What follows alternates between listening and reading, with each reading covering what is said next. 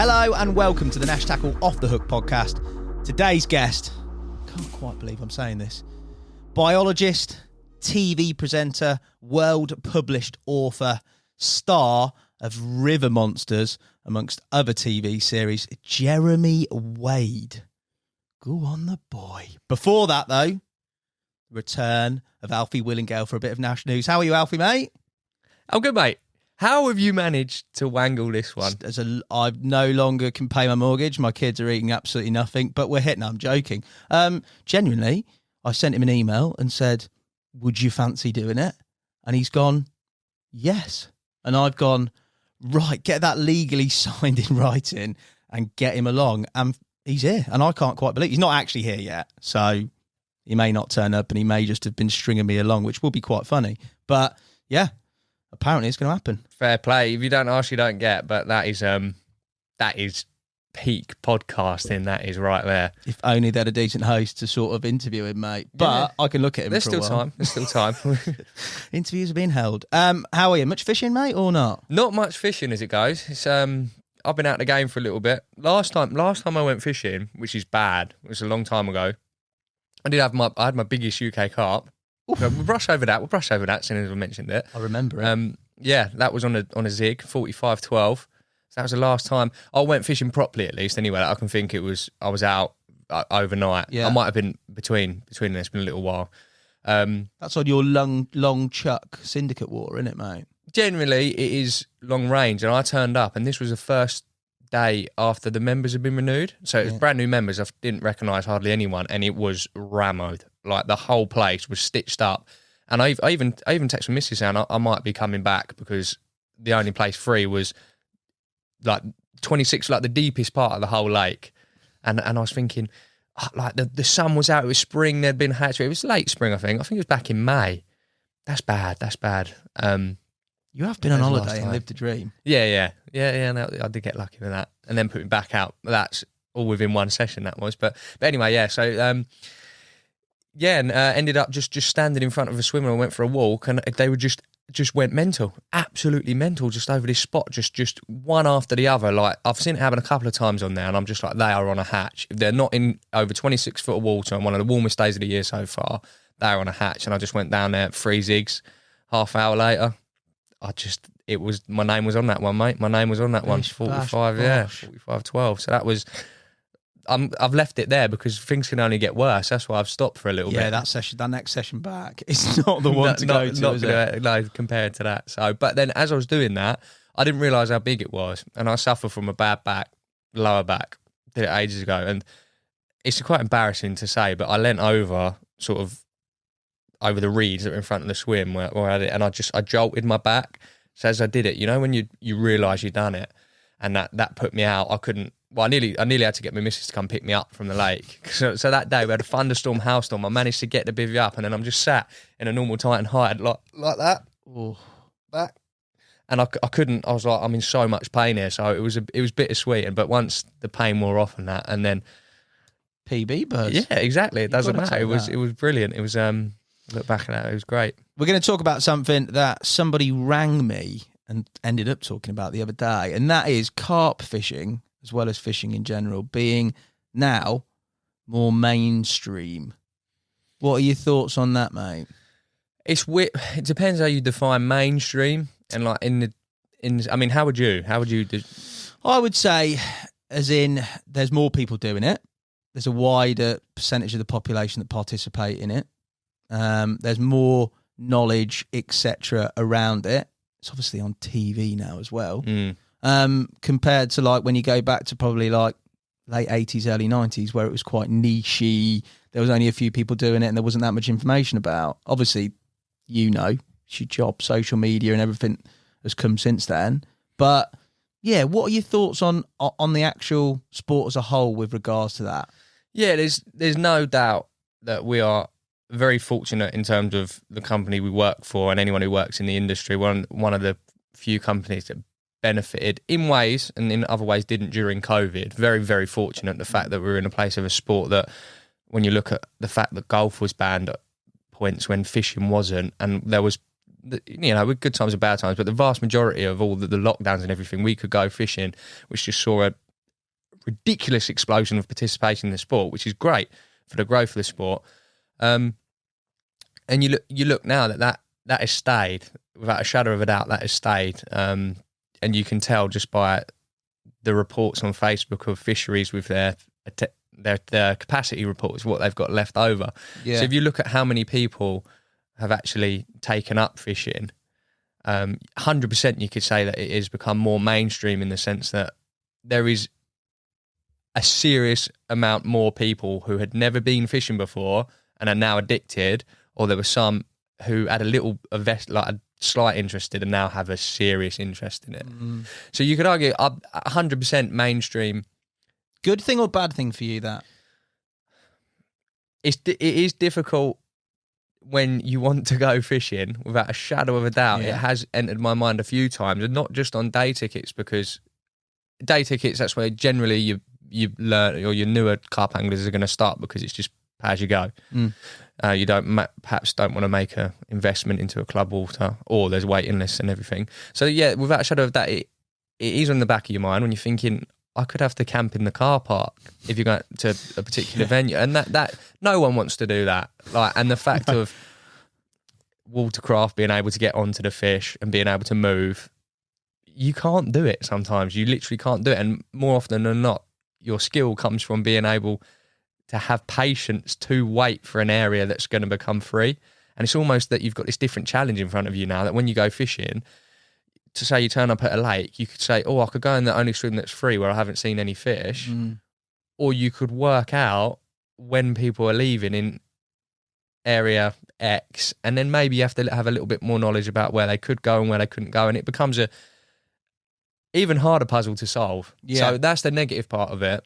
The positive part is the fact that there's so many more people taking part in the sport now, which is fantastic. And most importantly, people go to have a good time. Yeah. So you've got to think about people and how it's making people feel. If they're feeling happy, which fishing does, then do it. You can't, if people are there, as long as you've got no green-eyed monsters, or you're not trying to beat your mate and it's generally become a competitive thing that hurts. If you're going to have a good time, then you can't argue that it's a negative impact. There's two schools of thought, isn't there? There's the immediate, oh no, the banks are going to be full, it's going to be an absolute nightmare, it's too mainstream, strip it back to how it was before. But realistically, thinking of the bigger picture, I think it solidifies angling's position. If you've got more anglers, there's more strength, more numbers, more strength. No doubt the Angling Trust, they've done a brilliant job with regards to getting it back during COVID, but the fact that more people have stayed participating since things have eased and we've gone back into it, more power to the sport. And also, I think it levels it up, mate, doesn't it? Everything's leveled up since sort of the 90s, the advent of sort of sponsored anglers and people publicising and publications, then social media. But this, I think, will level it up even more so. And it has to change, because there's got to be more venues, because there's going to be more people fishing. We've seen an influx of tech companies and booking apps. I've been involved with Catch, those like Go Catch. They've done it, basically developed a one-stop shop where people can book on, because there's been that many people coming to venues and not getting spots.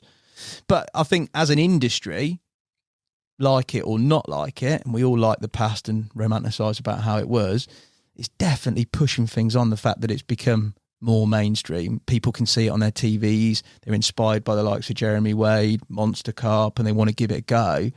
I think long-term, bigger picture, that is good. You'd rather that than be, where's all the anglers? Do you know what I mean? Yeah, 100%. And again, it sounds a bit cliche. If you're having a good time, crack on. Yeah, and it is frustrating 100% when banks are busy and it limits you.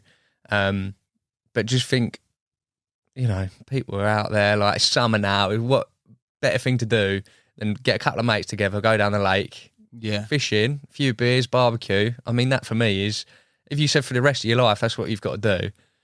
That's all that's left. I think I'll go, all right. Yeah, I'll take that. A few mates, beers and fishing, that is how people get away. And yeah, if that's the way the sport's going to grow, then, and like you said, you see these new emerging, as with anything in life, things change. You look at the platforms out there now where 5 years ago that never would have been possible, but these on-demand video platforms, the number of ones that are out there at the moment, that has only been made possible because of a certain demand. Yeah. Which explains how popular it has got. But I think it'd be different as well once the borders open again. There must be, like, I know you can and can't at the minute with a few certain regulations and that, but once it opens up again, I think that will make a difference, because you couldn't go down the Eurotunnel on a Friday or a Saturday and not bump into carp anglers, which just shows you the volume of people going abroad. So you have to remember that it is almost like we're stuck at the minute, and there are people who, but yeah, it's all good for me. Before we go, football's coming home. Yes. When this goes out, I hope it's still coming home. This is why my voice is bad. If my voice is great, how did you get a ticket? So it was 2 days ago, Wembley. So 3 days ago. But we were in the office, Tommy and Henry, and Tommy said to me, like, oh yeah, the German fans are giving their tickets back. There might be some available. Never in a second. I didn't even give it a second thought, or an initial thought that I was going to be able to get a ticket at any point, because of the fact that there's reduced capacity and it was a ballot and you'd all done it all a couple of years before, and then they were just available, and I was just spamming that F5 button. Tried to put 3 in the basket, didn't work. Got 1 in the basket, got 1. And then Tommy and Henry, they had them, they were there. But yeah, that was just once in a lifetime experience. That's what my voice is like this, just from singing. The atmosphere was just absolutely unbelievable. Hopefully it's still coming home. Yeah. Touch wood. Everything, mate. Touch wood. Please. Yeah, and the nation at the minute is obviously buzzed on that as well. And it is. It's a really good time to be alive at the minute. I'm not going to lie. Mate, if I see Leicester City win the Premier League, tick. They've won the FA Cup as well, 2 ticks. Yeah, we'll see forget that. England win the Euros. Forget that. England win the Euros and get Jeremy Wade on a podcast and go up to the church with him. Oh my, completed it, boys. Yeah, that is living the dream. That is, yeah. You're a ledge, mate. Take care. I will no doubt get you on and see you again for another intro. You've been very professional. I'm going to go and get Jeremy himself, mate. Yeah, get rid of me. You want to get this man in now. That is a incredible guest. I'm sure it'll be good, mate. Big love, Alf. Thank you.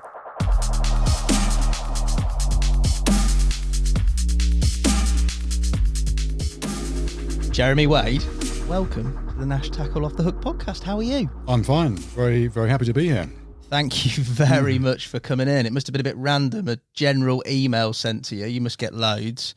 And I didn't actually think that you would you'd take up my invitation, but thank you. Well, it was a very nice invitation, and I used to fish a lot for carp. I mean, a lot, in another lifetime, and it just sounded quite interesting. And since you inviting me and me coming here, I've been doing a little bit of sort of carp fishing revision. It's like learning a new language. So hopefully we won't have too much of a sort of a conversation gap or whatever. No, definitely not. Where I was going to start with you, Jeremy, was you've obviously an incredible sort of TV career, biologist and author. There's an awful lot, but I wanted to start back at where your carp fishing experience and general love for fishing began. Yeah, I grew up near water. I think that's always part. You need water, don't you, to go fishing? I think it's like they always say about mountaineering. Why do you do it? Because it's there. I can imagine if you grow up and you can see mountains, you just have that thing in your head. I want to get to the top of that. So I grew up in Suffolk, in a little village on the border between Suffolk and Essex, and the River Stour ran through the village, and it's very lowland river, very meandering. The water's tucked away beneath the level of the fields. Nobody in my family fished, so that wasn't a thing. But I did get a fishing kit for Christmas or birthday at some point. And as these things are, they're always totally inappropriate. I mean, complete rubbish, but nobody knew that. So I was given this. And I think and it's something that, all the boys in the village, at some point they're given a fishing rod and off you go, because otherwise we're getting up to other kinds of misbehavior. I mean, one of the favorite ones, I used to cycle a lot out on my bike, but there was a building site there, and, we're all on the building site, climbing around on the scaffolding, climbing trees, all that kind of thing. Then I have this memory, I think it was the first time I went fishing, I had this 2-piece steel rod, and I just went down to this bend on the river, and I just sort of did this, I sort of did this very energetic overhead cast, and the top section just flew off, snapped the line, and it landed just off the opposite bank. And I think this must have been after Christmas, because I got a little sort of dive mask and a snorkel, and I was down there. Like, I don't know if it's the same day or the next day, and I was going to go and retrieve the rod, and I think I got as far as my ankles, and it's like, no, that's it. That's it. So that was my first fishing experience. So it almost ended there. But luckily, what happened was that a good friend of mine at primary school,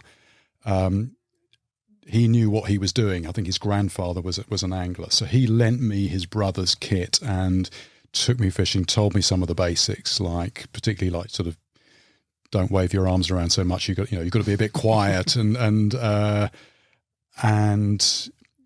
yes. So I caught my first fish. I think I've got a few memories that sort of merge, but I think it was a roach caught off this sort of very rickety, tumble down bridge that's no longer there. But I do remember this fish. And I was almost afraid to touch it. It's because it has come out of another world. It's cold-blooded. Yeah. It's going to be slimy and all the rest of it. But there is that other thing which I think we all experience, which as soon as that has happened, as soon as you've felt the line come alive and you've materialized something, it's like, I wonder what else is down there, and the size thing as well. There's got to be bigger ones as well. So it just got hold, and so I started off doing sort of normal river fishing. So sort of roach, chub, a bit of pike, and then the carp was a bit. I suppose that was back when the term specimen hunting. I'd occasionally see the fishermen newspapers, and the idea that you could catch big fish by design rather than it's just a lucky thing that happens. So I was interested in the idea of specimen hunting. And then when I was in secondary school, one of my teachers was a carp angler, and a guy called Graham Whiting. He used to make fishing rods as well back in the day. And what a useful teacher. Yeah, so he got me into carp fishing, and back then it was just like we are talking 60s, 70s. Let me see. Sort of early 70s. To catch any carp was quite a big deal. I fished some lakes where fishing, nothing, no, catching nothing, and later discovering, well, that's because there aren't any carp in there. If anyone can imagine that situation now. But sort of nice little tucked away lakes where, and I used to, I think I cycled to my very first carp. I cycled 15 miles to a lake in the Cotswolds and had a 4.5 pounder. And it was another world. Yeah. From there, I know that we've spoke before. Your carp fishing. Well, you were the youngest member of the BCSG at one point, weren't you? I was at age 16. Yeah. How did that all come about? How did you get further into sort of the carp fishing world at the time, if you like? Yeah. Well, like I say, after I left school, I did fish quite a bit. So my teacher was, he was quite a sort of a young teacher. So by then I was in my sort of late teens, and he was actually in his sort of late 20s. So, we would go fishing together a certain amount. But also, I would strike off on my own. But then I guess I got into reading about it as well. It's interesting that, now the whole media thing, but back, it was books, and there were, I think, the power of the written word and the power of stories. Mm. So I would, Richard Walker, obviously he's, very sort of broad spectrum of angling writing, but I would read Richard Walker. And then there was that whole generation of carp fishing writers. So I particularly remember Jack Hilton, Jim Gibbonson, Frank Gutfield. There were people like that, and what I think the thing about carp fishing back then is a certain amount is technical. It's like, what are the mechanics? How do you actually make contact with one of these mythical creatures, which were very hard to very hard to catch back then because the numbers were so small. But also just the better writers, just the whole. They would transport you to the waterside. You would be there. You would sort of be living it with them. And there's something about something that I found about carp fishing that it was very atmospheric. There was a real sort of mystique about it. The people who got into it became ridiculously obsessed. Some of them, and I was for a while as well. And I think yes, you sort of catch it off other people, and it's like I say, it's reading stuff, and it's also meeting people as well. Yeah. It was and it is. It's this subculture. You people who talk the same language, who and up to a point, and so it was. Having been a sort of a general angler, that sort of, and then interested in bigger fish, and then it just drew me in, I suppose.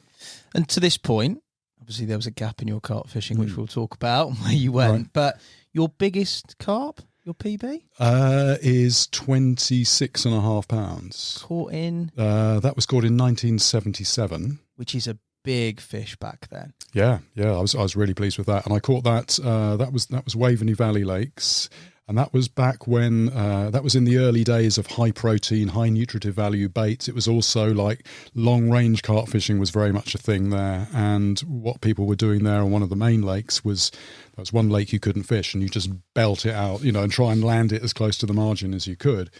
But I was on this other lake, and that was actually caught in the margins on a single rod, no bed chair, no nothing, because it was a very inaccessible swim. So I just dug in for the night. I was just sitting on the bank, single rod. There were early buzzers then, but I just had a piece of silver paper on the line, and the way it was then, you're just tuned into the rustle of that silver paper, and it was that dark under the trees. I mean, people who fish at night know that there's normally plenty of light.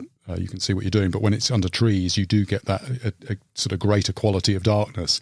And I just remember that little rustle and just seeing this faint glow, just moving up towards the rod. Here we go, and and I actually caught the same fish 2 nights later. Round in a completely different swim, the other side of the lake, again in the margins. That was well, as you can tell, it's a strong memory. It's because I think it's not just the size of the it's every fish is a story, and certain stories are just more dramatic, and they just stay with you more. Yeah. What I wanted to talk to you about is your progression. So you said there before you left school at 16. No, I didn't leave. You didn't leave school. So. No, I was. So I joined the BCSG at 16. Yes. I sort of like my other life, the parallel life. So I was quite fishing obsessed, but I didn't get that many opportunities to go. So there was always a real pressure to fish. But I had this idea. So. I had no idea what I wanted to do in life as a job. The few things I knew about just didn't interest me at all. But I thought, if I study biology, maybe there's something involved there. But actually, just rewinding a bit, I did get into art, and so I applied to art college, and I was all set to go to art college, but I couldn't get a grant. I couldn't finance it. So I ended up doing a zoology degree as a fallback, but I did think, I had no specific ideas, but maybe this is something that whereby I can combine my interest and making a living. So there was a little bit of thought process around that at the time. Yeah, there was. Yeah. And talk me through that then, because obviously there's a gap here between which, as you said, like there's, there's loads of gaps. Mind the gap. There's a parallel sort of dimension to yourself where you've got your love for fishing, your early memories of carp fishing, to TV presenter, and that leap into that world. So talk me through how you got to, obviously your biologist is pretty much done, but from there, how that got to TV. Right. That is actually, I mean, there is a massive gap, and it's a very winding path, which at the time made no sense at all. But looking back on it, it does make sense. I'll just see if I can sort of collapse that into sort of a few sentences. So let me see. So I did this zoology degree. I stumbled into teacher training, and even though by the time I'd done my teacher training post-grad year, the last thing I wanted to do was become a teacher, because I just saw just what ridiculously hard work it was. But I ended up going and becoming a teacher. But that was just very temporary. I left that to become a motorcycle messenger in London. And Random. yes, like that. Exactly. So I did that. But then, let me see, shortly after that, I'm going to have to really compress this, because there's anyway, what happened, I saw, by this time I'd sort of given up fishing, Right. because I'd sort of burnt out on the carp fishing. I don't know what it was. I think what it was, my childhood memories are really sort of wild places, and fishing was starting to get quite... The carp fishing was getting more popular. The waters were more crowded, and one thing and another, I sort of drifted away from carp fishing. I'd had one season fishing for catfish, and I caught a few catfish. And this was back when there were literally only about half a dozen waters in the UK that had catfish, and so that was a bit interesting. I did that. Then I moved up to the north of England to an area where there weren't sort of many fish anyway. Or certainly, not carp or catfish. I've done that, Jeremy. Right, yeah. It's carp fishing suicide. But there are more places nowadays. I'd imagine back in the day it was quite bleak. Yeah, back then, and I suppose I was a bit lost. I didn't really know what I was doing. I was working in a bar, but I saw what I did. I bought some magazines from a jumble sale. I saw some old angling magazine, which was the classic old magazine. And that was where I saw there was on the cover of one of these magazines is this river, this very sort of, where in the world is this? Sort of rocks and things, and this guy with his rod bent over. And I bought this pile of magazines, and that was some articles by Paul Boot about mahseer fishing in India, and I just thought, oh, that, and it just a little seed planted itself in the back of my head, and so. What happened was I ended up I went out to India in 1982. I didn't have a clue about traveling really. I just put a couple of rods in a drain pipe tube, a few other bits and bobs. I caught a few mahseer in North India. I came back and I wrote a couple of articles.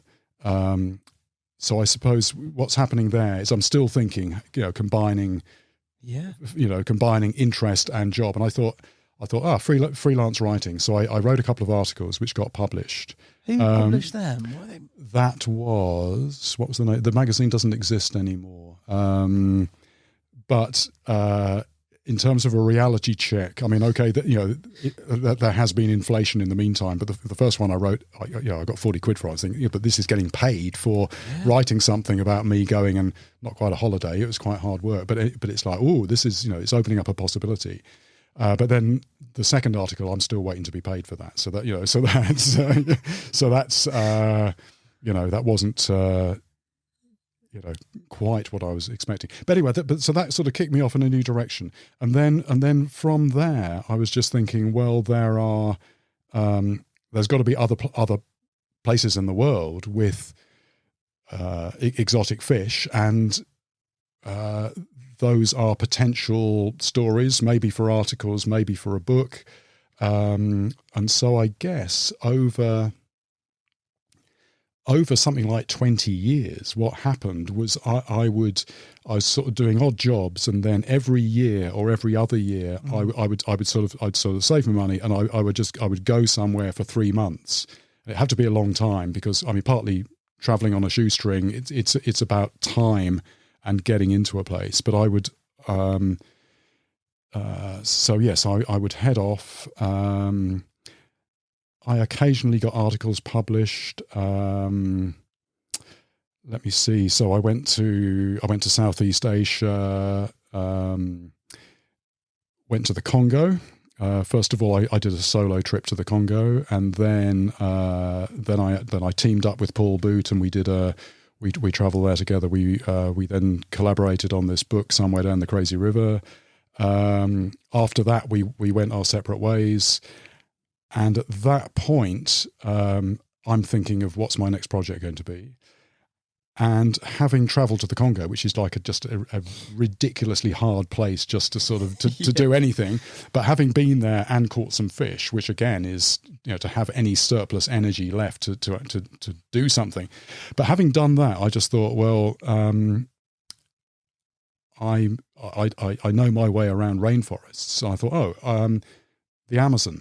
And the Amazon was in the it's in the newspapers, on the telly quite a lot, but you get these very conflicting pictures. So you'd open up the newspaper and it's all burning down, but you turn on the TV and you're tripping over jaguars and anacondas all over the place. So it's like, what is the truth here? And then I was also aware though of there are several fish, but there is this one particular very big fish that lives in the Amazon, the Arapaima, which, according to many people at the time, biggest freshwater fish in the world. And I thought, if I go to the Amazon, I will just find a remote lake. I'll catch an Arapaima. And that will be, you know, that'll be good for a few articles, or maybe a book. Anyway, as luck would have it, I chose a river where there is a lot of. It's quite amazing the level of fishing in the Amazon, not just subsistence fishing but also commercial fishing, and I picked a river where it turned out, you know, there's a lot of fishing pressure. And it took me 6 years going back every year to catch an Arapaima. 6 years. And I got sidetracked on other things as well. But while I was, so I was going there quite regularly, it sort of became my second home. And while that was happening, I did have this idea growing in my head that a lot of the things that I'm seeing, I've never seen on TV. But I don't know anybody in TV. I've no idea how you sort of go about this. I'm still writing. I'm taking photographs. One problem with traveling on your own and taking photographs is, suppose you get a nice fish. I mean, fish photography, you know, taking a good photograph of a fish is a real skill. You know, it's, you know, a lot of people just haven't got it, you know. And how do I get a good photograph of a fish? And back in the days of film, what you do, you give somebody a camera and just go, you just press that button. You've set it all up. You go home, and like 2 months later, you get the films processed. You get them back, and it's all out of focus. They've zoomed out. There's this huge landscape, you know. So no good pictures.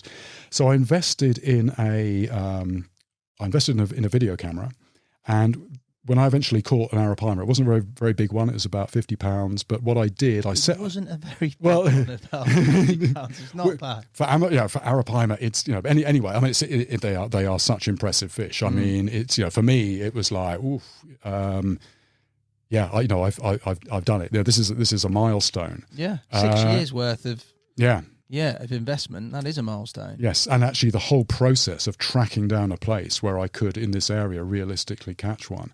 But what I did, I set up a tripod, I put the thing on top, and it had a flip round screen, and I could also take stills. And so what I did, I composed the shot and then told the guy I was with, just hit that button, and I knew I had some good pictures there.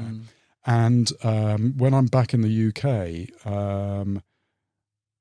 one thing I've missed out is I had a spell. I had a spell of like 3.5 years working in advertising and PR, so I know a certain amount of the mechanics of press releases and publicity. Yeah. So what I was trying to do during all this time was almost almost a split personality. There's me, and then there's another version of me that is trying to promote me. You know, I'm trying to sort of. So in modern day terms, you'd be your own marketing manager. Yeah, exactly. You know, it's yes. You know, I've got this feeling that I've got this really interesting sort of subject material, and I want to get it out there somehow. Anyway, this picture found its way into a national newspaper. I ended up getting a call from a TV producer, went for a meeting, and he said, I reckon this is the basis for a really good documentary or documentary series where the fish is the focus of that. And I said, that's what I've been thinking for years, you know. And he said, well, you know, I'm in on this. So he then started touting it around. But it took him 3 years to sell it to Discovery. It's Discovery Home and Leisure then. You know, they came along and said, right, okay, commissioned it. So it was a very long process with twists and turns, and always a bit of luck. You know, the right people. There's something there within you. Like you casually said, I went to India on that first trip. Which roughly what year is that, and how old are you when you? That was 1982, so I was in my late 20s. So to do that independently in 1982 is not everybody's doing that. It's not like nowadays. Where you get on a flight and just you're straight there. Absolutely, that was a big adventure. I mean, back then, you've got no internet. I mean, that was the first time I'd been away beyond Europe. So my family, you know, my parents, it's like I will send you an aerogram, you know, one of these pieces of paper. It's like you do a bit of origami, and you write a letter, you fold it up, you put it in the post there, and then it'll probably arrive home after you do. I think it probably would have been possible to phone if you went into the post office or something, but, you know, hugely expensive. So basically, I was just disappearing off the face of the earth, and I'll be back in 3 months. And I remember, okay, you know, inflation has happened, but I took £180 in travellers checks. That was that was my budget for, you know, I was planning to stay 3 months. I found the cheapest flight, and you're literally talking about, you know, is this cheap? This flight is like a $5 cheaper than that. Okay, I'll go on this, you know. So real low budget, and I flew with an airline called Ariana Afghan. So we flew via Kabul, and after I came back to England, so they had one long haul jet, which was, I think it was a DC-10, and literally a couple of weeks after I arrived back, that very plane was hit by a surface-to-air missile as it was coming into land at Kabul. I mean, it landed all right and everything, but it was an adventure, and I found it was really hard going. I mean, really hard going, but the feeling of satisfaction after doing that is tremendous. And I think there are big similarities between fishing and traveling. It's in terms of it's the element of the unexpected. It's the element of not knowing what's going to happen. There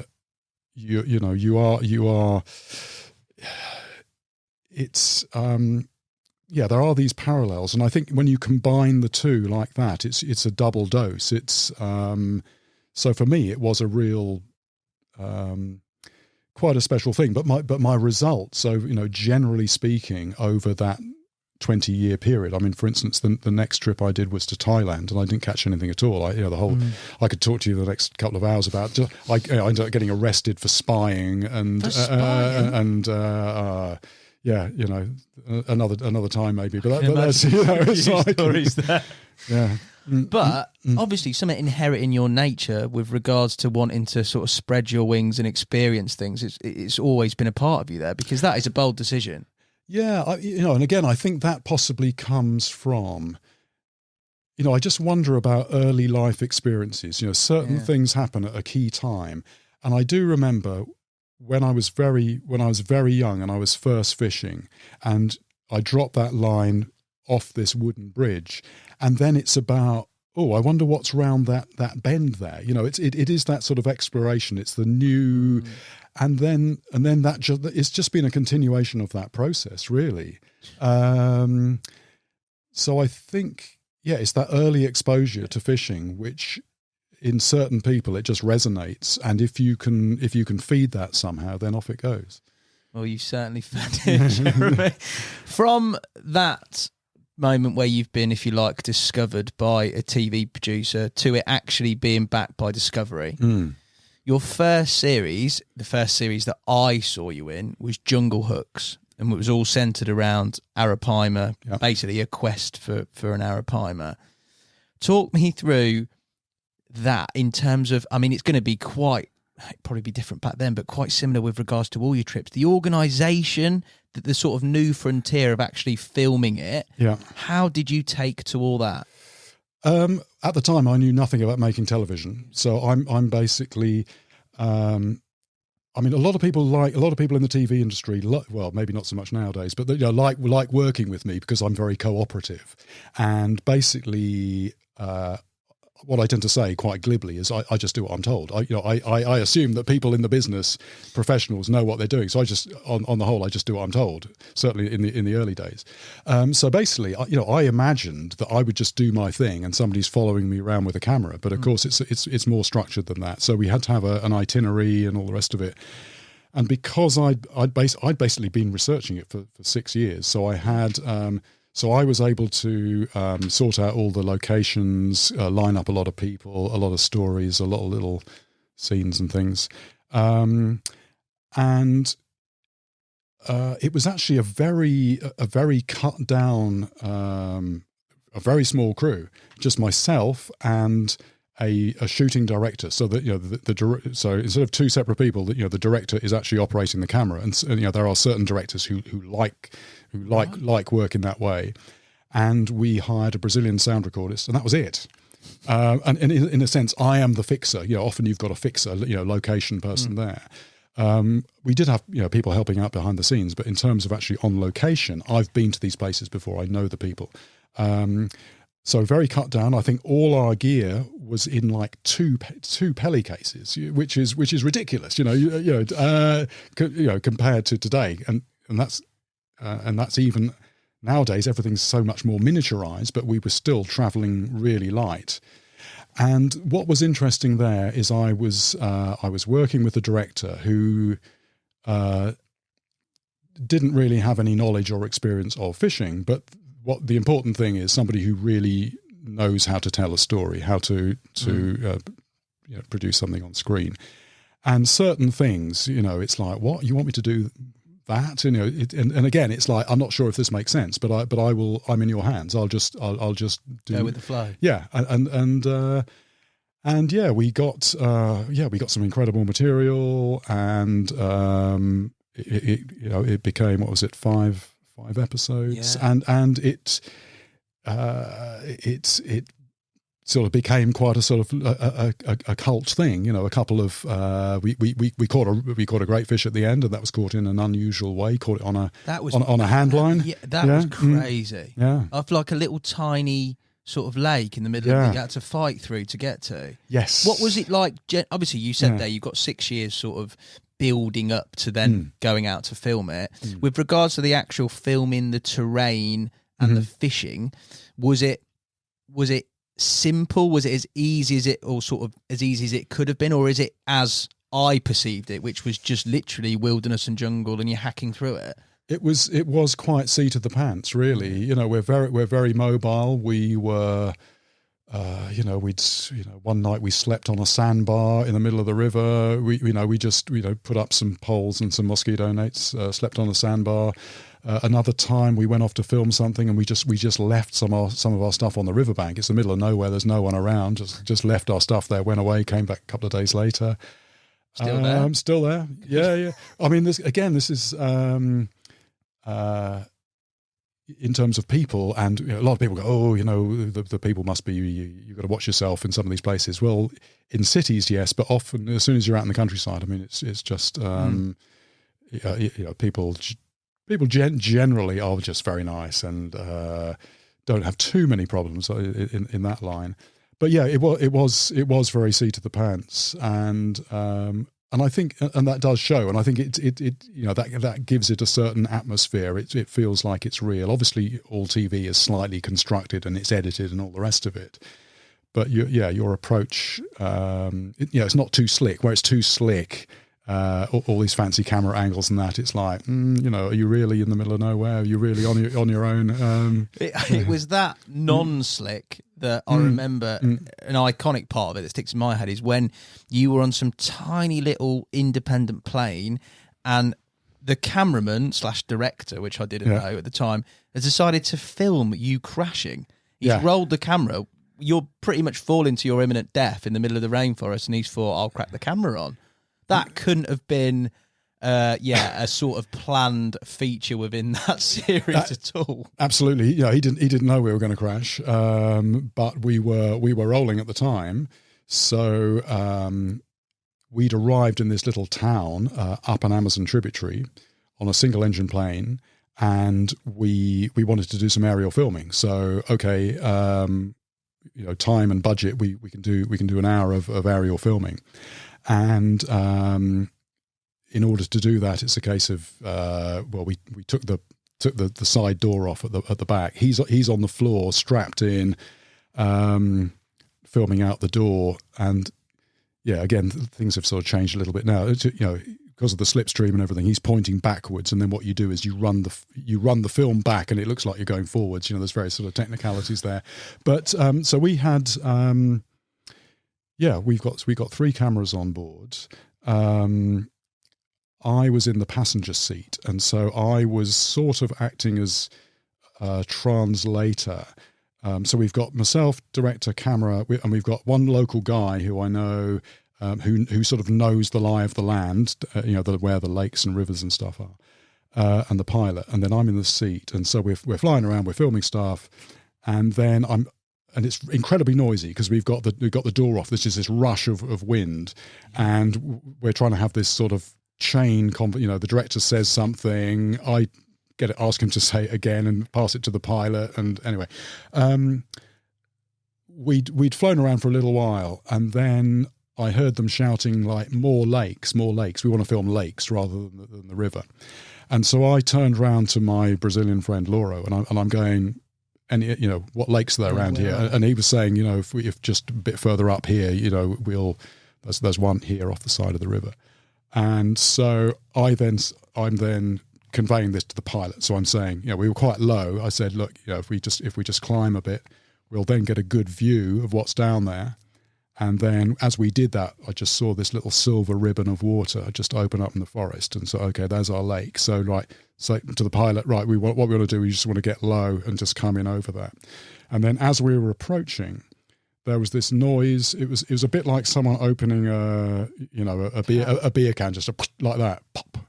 And then immediately the plane just started rattling. It's just shaking, like someone's picked it up and they're shaking it. And it's like, there's just that moment where what's going through your head there? Well, what's interesting is it's just like, it's like that's not good, and then it's like, no, this is a serious problem. The pilot very quietly swore, and then he's actually just doing switches, God knows what, he's doing stuff there. And actually, one of my first thoughts was I need to sort of adopt the brace position, but because I'm in the co-pilot seat, right. If I do that, I'm spreading myself over all these instruments and switches, and I might affect some vital setting. Therefore, I better just stay where I am. So I think I just clenched my buttocks and just like, there's nothing I can do. The best thing I can do is just sit here. One thing that's I'm not too proud of was that my. It did look serious. It's like we're coming down, and we haven't got much altitude. We've got very little time. Since then, I've done some flight training as a result of this, and in general, the higher you are, the better. The more chance you. We're very low. The higher you are, the better chance. Yeah, because you put it into, as long as you're not on fire or something, you put it into a glide, and you can look down, pick a field, or see where the wind is. Take your time. I've even done sort of, I've done sort of exercises where, when I was doing flying training, the instructor would sort of lean across and go, right, engine's gone. They just shut the revs right off, and it's like, what are you going to do? And you do it as an exercise. But we had very, about 500 feet or something, so no time at all. So I was just, the thing that happened with me was that my thoughts It was all about me, you know. It wasn't like, it wasn't everybody else in the plane. It's like, am I going to survive? And my conscious thought was, it wasn't about sort of dying. I just thought, this is going to hurt. This is going to really hurt, you know.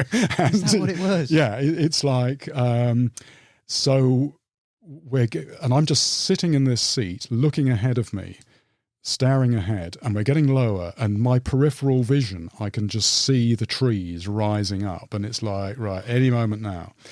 And then there was this, and the propeller in front of me, it's a single engine place, the propeller's in front of me, and slowly I'm starting to see the propeller. So, you know, the propeller is basically stopping. We've got no power.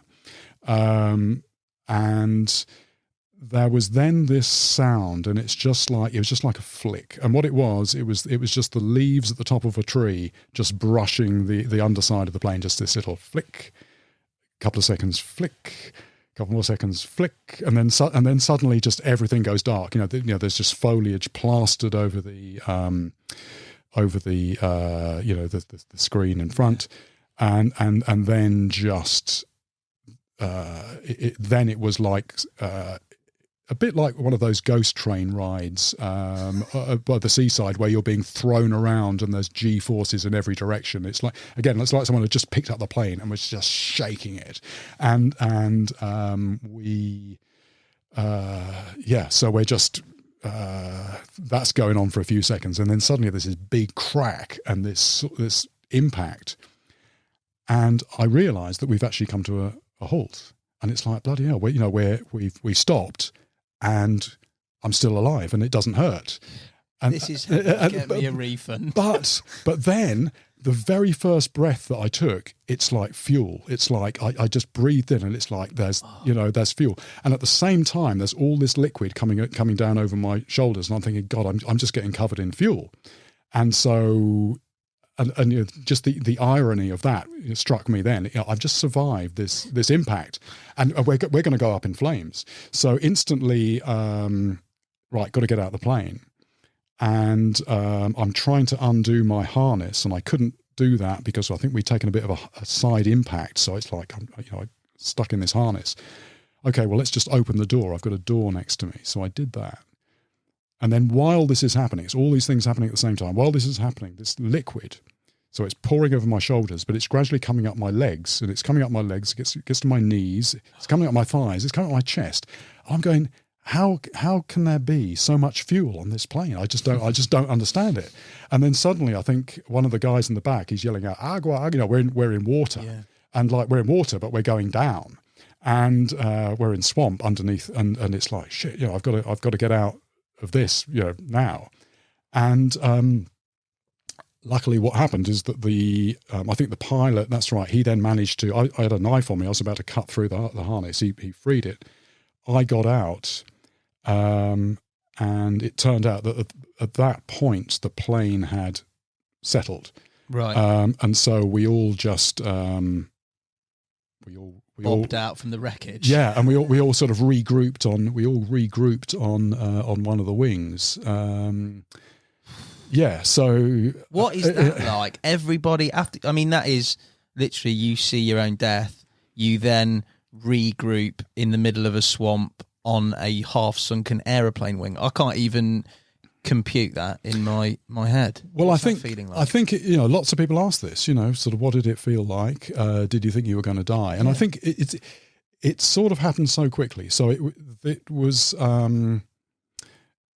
there wasn't time to process it at the time. It just happened. And one thing that was very interesting, going back to what you were saying at the beginning, is that in the course of that, 2 of our cameras were destroyed, but one camera carried on rolling. So we had this one camera, which is actually recording the whole thing. And I don't know, as far as I know, that doesn't exist anywhere else, actually filming a plane crashing from inside the plane and then walking away from it, you know. So, and so later that day, the director, he's already watched it, and he says to me, he says, do you want to watch the footage? And I went, Yeah, so I suppose so. And at that point, I was still quite. It hadn't really hit me. Do you know what I mean? It was because we had to be sort of rescued and find our way back to the town and all the rest of it. But so anyway, okay, I suppose we better watch it. And he said, right, before you watch it, how long do you think it was between that pop and when we and actually when we hit the trees? And I went, oh, and we had our Brazilian guide with us as well. I said to him, what do you how long was that? And we sort of thought, it was about 3 or 4 minutes. And he said, we thought it was about that as well. Anyway, we watched the footage, and it was 14 seconds. Jeez. So it's that thing of where lots going on, how time. Well, there's just so much mental input there that the time sort of expands. I mean, it's just a very interesting psychological thing, really interesting. So, and then in terms of what I actually thought about it, that almost hit me later on. It hit me later on. I had to do one thing that we were doing during in that shoot was occasional video diary where what would happen would be just here and there I would just talk to the camera, and that's more of a sort of the purpose of that. It's more the emotional journey. It's how I'm feeling about this, whatever. And I thought, I better do a video diary about this. I remember that. And so I sat down and I'm talking to the camera about what happened. And I think I got to the point where my Brazilian friend Lauro, who'd come with us, who hates flying, but we persuaded him at the last minute, come along, we've got a spare place, it'll be great. And anyway, he came with us. And we found out later that some people in the town they'd seen the plane going down. They knew it had crashed, and they told his wife that he was dead. And it was like so when I'm doing this video diary, and there's something about putting things into words. Words are just so powerful, and it got to the point I just couldn't continue, and I found I was crying. And it was like it was sudden. Suddenly this whole thing has hit me. So I recorded this. And I just and I stopped the recording, and I thought, God, what do I could delete that. It's that is me, falling apart. It's rawest, isn't it? Exactly, and it's like, and again, it's one of those moments where no, I'm going to trust the process. I'm just going to leave that there, which I did, and I'm sort of glad I did, because again, I think, and this feeds into the whole thing about TV and particularly sort of fishing TV. If you edit something too much, again, not citing any examples or anything, but sort of at its worst, fishing TV is, right, today I'm going to tell you how to catch this and this, and you go and do it, if I put a bait there, I'll get this, I'll get whatever it is, and there we go. And people sort of, for a start, it's not real, and it's also the sort of infallible expert who just knows it all.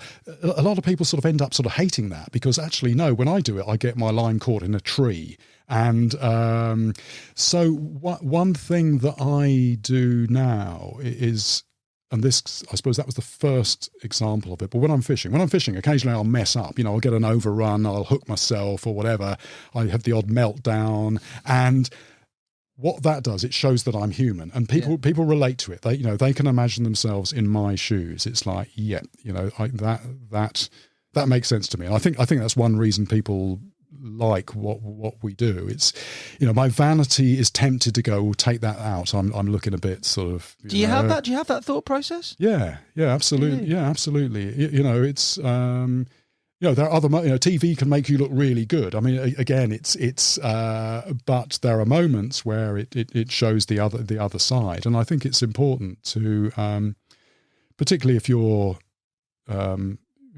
claiming to represent reality or a close version of it. It's like sort of show everything. I like that. I like that about the series, because you can't relate. There's no way that when I was watching it, however old I was, a teenager, I couldn't relate to going to the Amazon and fishing for an Arapaima. That was brilliant. It was inspiring. but I can relate to having a shocker and breaking down in various instances and things being tough. Like that's relatable to an audience. So it works on a bunch of levels, really. And again, you see, I think feeding into the story of fishing, if fishing was always easy, it is this thing of every fish is a story. And so when we caught the fish at the end, that was the end point of a story. So that's this high moment. But look at what we've come through to get here, and to get to this high moment. It's life, It's life. We all have bad stuff that happens to us, which is awful at the time, which sometimes just seems so awful that nothing ever is going to sort of make sense or be worthwhile afterwards. But assuming you stick with it, there will be good moments, and the good moments are more meaningful because you've been through that. It's all about the context, the perspective, and I think fishing is this great. It is such a good metaphor for life. Even if for River Monsters, we have probably half our audience don't fish. I mean, we were aiming. That was always the. I've jumped ahead a little bit now, but even for Jungle Hooks, we wanted to make it not just this niche program about fishing, but we wanted, let's get it out there a little bit. And I think because people, it is like this sort of this allegory, this metaphor for life. I can understand it. That guy's looking really miserable. It's like, is he going to carry on? And then, oh, look at that, he's really happy now. And so people can relate to that. Yeah. Talk to me about Arapaima. I mean, I've never caught one, but my life, when you strike into that thing at the end on your hand line and it nearly pulls you off your feet, they just look absolutely mental on the end of your line. They honestly, they are such an incredible fish. I mean, it's not just about the size, but I remember when I first heard about them, here's this fish, supposed to be the biggest freshwater, Britannica said it was, and yes, I think back then I couldn't find any photographs. There's a few pictures here and there, sort of like paintings. We went to this place, and here's an interesting thing about Arapaima. One of the interesting things. So they are the apex predator of the, not so much the rivers, but of the floodplain lakes. So they live in the lakes, and in parts of the Amazon, the water level over the course of a year will go up and down by as much as 40 feet. 40. So 40. I mean, even 50 in places. So these lakes. A lake it just merges with other lakes, and the trees are underwater, and then it goes down, and you might have just 3 feet of water. And the Arapaima has this. One of the reasons it's such a successful predator is in the low water, these lakes get very deoxygenated. So all the fish in there, they're gasping. It's like, can we survive until the rains come? Arapaima. They can come up to the surface and they gulp air. So what they're doing, they just keep going. Everything else is going belly up. They are just this killing machine. So they just go around mopping up everything else. And Arapaima, from ones they've kept in captivity, one individual can grow to 200 pounds in 10 years. That's not exceptional. It's in 10 years. Yeah. And, probably even faster, in absolutely, so historically, these things not only were massive, but they were all over the place, because you can have lots of big Arapaima in one body of water, because oxygen is not it's not a limiting factor at all. But the other thing that's interesting is that the water goes up, then it goes down, and you can have this little puddle, and there could be a 200-pound fish in there, because it doesn't have to. It just ended up there after the water went down. So by that point, I think I'd caught a few small ones, but we need something bigger than this, And Gavin, the director, he's going. He says, we haven't really got it. We need a big fish, and so we met this one guy, this guy who'd sort of grown up with an indigenous tribe, and it's interesting how it happens. We got to know him. We didn't steam in there with questions. We sort of got to know him, and we were chatting away. We did a little scene about sushi piranha or sashimi. We did a little sort of cooking segment or a food segment, and we're talking to this guy, and he said, "Yeah, you're after a big Arapaima, aren't you?" And yeah, and he said, "Well, he said, I know this lake where they've seen a big one there, and I reckon you could check that out, but we want you to fish for it sort of in our way, not with your own gear. Anyway, so he took us along, and the reason they knew it was there is because they look after their young. So they have a little shoal of baby Arapaima, and they will dimple the surface. You can see this sort of little dimpling, sort of nervous water, and then every half hour or so there'll just be this sort of larger movement sort of around the edge of that. So we knew it was there. So lobbed in this lump of dead fish, and I think in that situation it's not so much feeding; it's like an aggressive. You're just chucking it into its territory, and the parents just comes in. Reaction, yeah, and then so off it goes, and I'm tightening. It's like 200-pound nylon that I've just got in my hands, and tightened onto this thing, and it's I had some fairly impressive sort of burns on the hands after that. It's quite short but very intense. But that was it. We've got our, Gavin's going, oh great, he's on the satellite phone to the producer back in London. He says, yeah, Jeremy's just caught this fish. It's the size of a barge. And, it was massive. Yeah. It was a. I just remember you playing at the handline and I'm thinking, geez, Louise, he's going in. He's not coming back out. Yeah, I mean, I was just thinking, the concept of side strain. If you've got a rod, it's going that way towards that tree stump, so you just put your rod there. It's going that way, you put the rod the other way.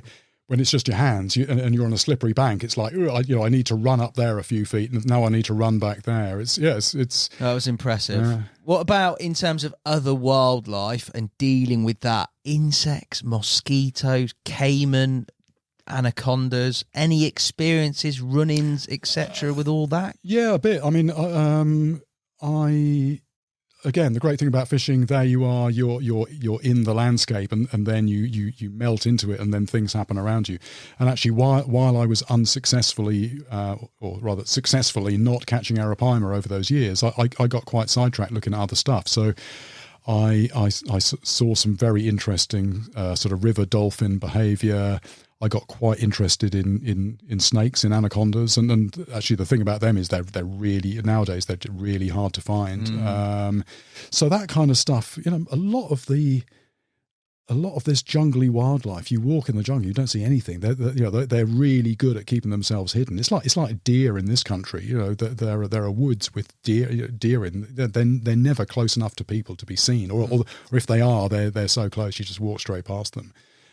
So the animals weren't really a problem, but the big exception being the insects. I mean, that is it's not very glamorous, but that's the thing that can make life an absolute misery. Sandflies during the day, mosquitoes in the evening, and it's not just the discomfort. There is a very real risk of malaria, even if you're taking all the precautions. Going back a few years, I had a dose of malaria in Africa, in the Congo, which I think was cerebral malaria, which is the one that it can kill you. That was not an experience I'd want to go through again. So yeah, it's those things really that are so not so dramatic, but they're a huge factor. What about the physical sort of prep that did you do any physical preparation for that? I mean, I'd imagine you'd be pretty fit and active at the time, but walking through jungle, carrying, even though you're traveling lightly, the length of trip that you're filming over. I mean, I'm not in any way comparing carp fishing shoots that we do to that, but you'll do like a 3-day shoot and you are tired because you've been presenting and you're giving it your all. To do that in that sort of environment, did you do any prep? Not specifically. I mean, the thing is, I mean, just generally speaking, I just try and keep a certain level of fitness. I'm not. I've never really been sort of so obsessed by that. But I mean, over the years, I've done a bunch of different things. I played rugby when I was at school. I've done quite a bit of running, but I just try and keep an eye on the waistline. I try to.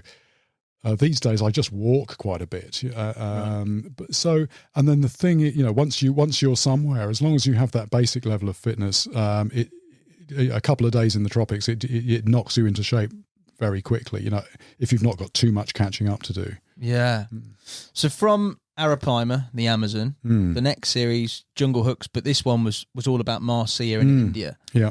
Now, a sort of a glare. I think I harked back to sort of John Wilson's Go Fishing series, fishing with big ragu balls and in a little conical, the romantic stuff. But the reality was a lot of that series was regards to the fact that the fishing wasn't quite at its peak in those river systems with regards to big Marcia. There was numbers in specific areas, I remember, near some temple where you couldn't fish. But in terms of India, you said you'd been before. How did you find that in terms of the fishing moving forward to when that was filmed? Right. I mean, that series was very interesting because what happened was that after the original Jungle Hooks, I'm thinking, great, I've landed in TV. I've got this new career. Off we go. But then actually nothing happened for the next 3 years. I think I pitched a few ideas, but nothing ever went anywhere. And I think part of that was budget, because I pitched one idea which was let's make something about alligator gar in the US. Now the thing is, when we're in the Amazon, I think we really punched above our weight. I mean,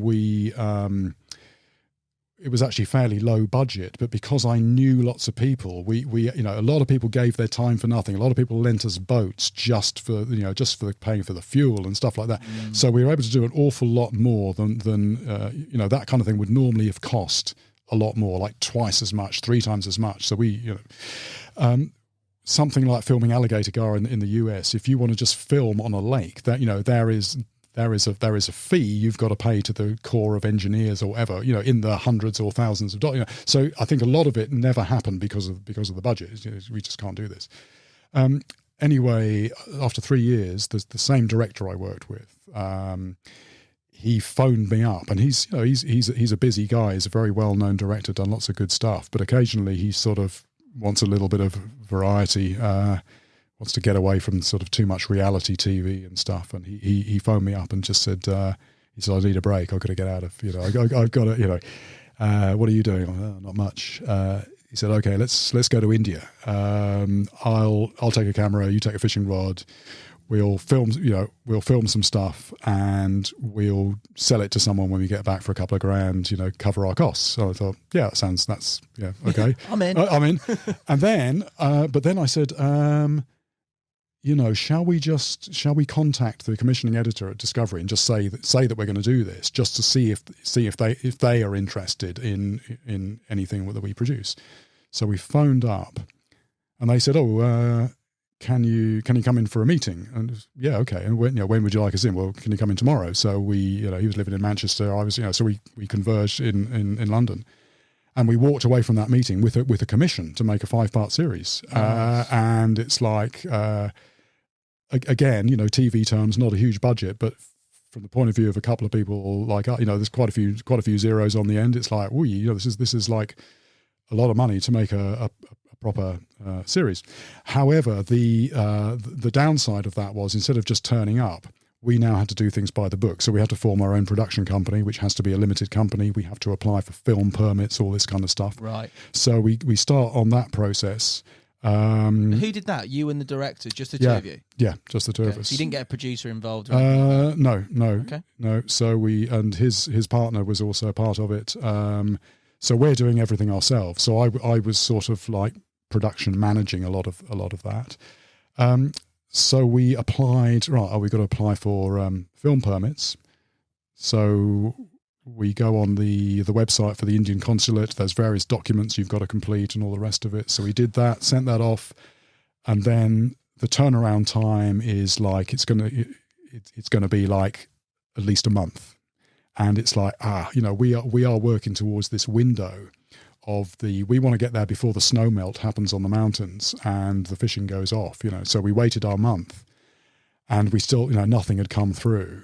And to cut a long story short, it was just like, we're just waiting. We thought, right, now what we got to do, we need to get an in-country fixer. So we got somebody, and we eventually got our permissions, but we ended up there a lot later than we meant to be. Anyway, we get to the river, and it's quite a journey up into the mountains and then down to the river.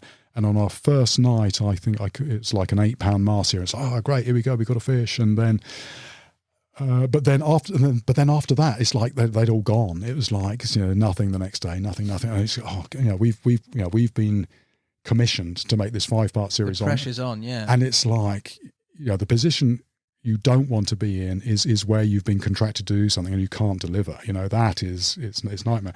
So anyway, so we started. Gavin, because he's a real sort of TV professional, it's like it's not just about the fish. It's like it's everything to do with the fish, and we are just digging for all these other stories. We did film this entire sequence around this little rock pool about 1 metre across. We saw some tiny fish in there about 1/2 an inch long, and these are baby snow trout, and it did this whole thing about. Luckily we never had that scraping the barrel. Exactly. We were doing stuff like that because it's like we just got to film stuff, and there's no fish cooperating. Another time we were walking towards. We were going fishing, and there's this very early in the morning. There's this snake lying on the rocks. And Gavin goes, Jeremy, go and pick up that snake. And I'm going, why? And what's that? He says it might be a fish snake. It might be a fishing snake. And you can just give us a line about I'm not the only fisherman around this morning. Go and pick it. So our local guy, I said, well, hang on a minute. Our local, our local helper, I said to him, is that,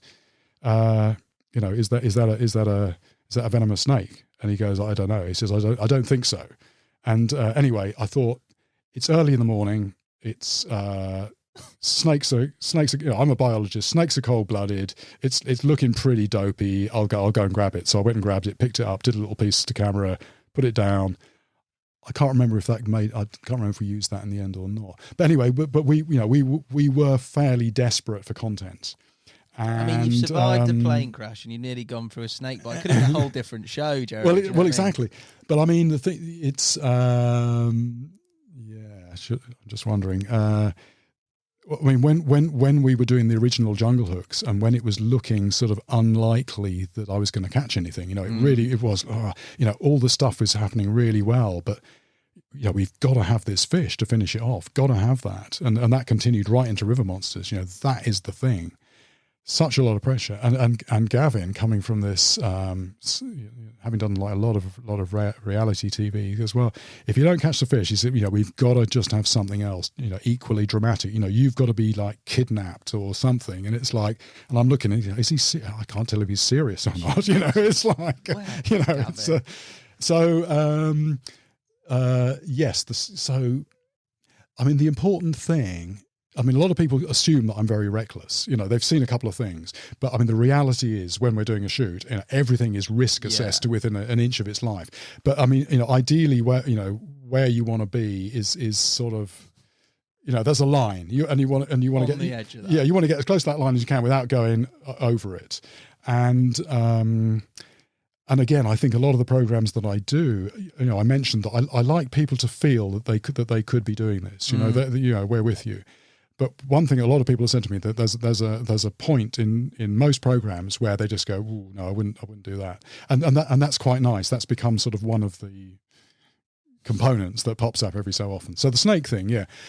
Anyway, so we're just looking at anything, yeah. And that's when we heard this local guy who was helping us out. He said we heard him talking about the Dharmagat man-eater, and we said, "What's that?" He said, He said, yeah, there's these people in this village and they say a couple of people have been pulled under the water by something. And we go, there we go. We'll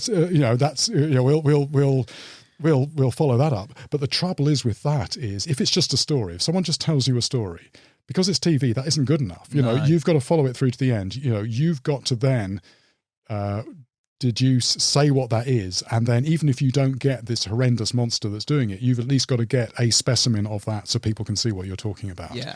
And that turned into this huge challenge. We had to come back to the UK with only partially shot. We were going to go out again anyway after the monsoon, but we ended up having to spend more time doing that.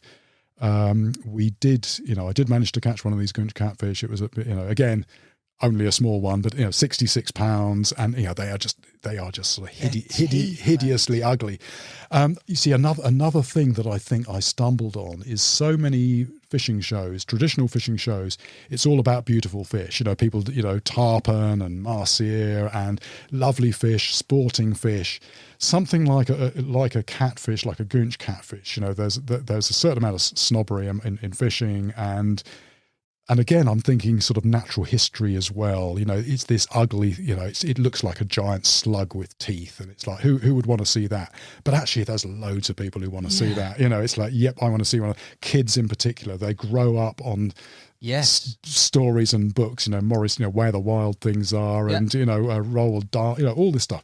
People actually love ugly things, and if I'm honest, that was stand out for me in that series. That goonch catfish or goonch catfish, however you pronounce it, that was more stand out than marcier, because I'd seen marcier before, and as you say, there that, but that thing eats dead bodies that are half cremated that have been chucked in. I mean, what a story that is in terms of feeding, but also just the look of it, like you say.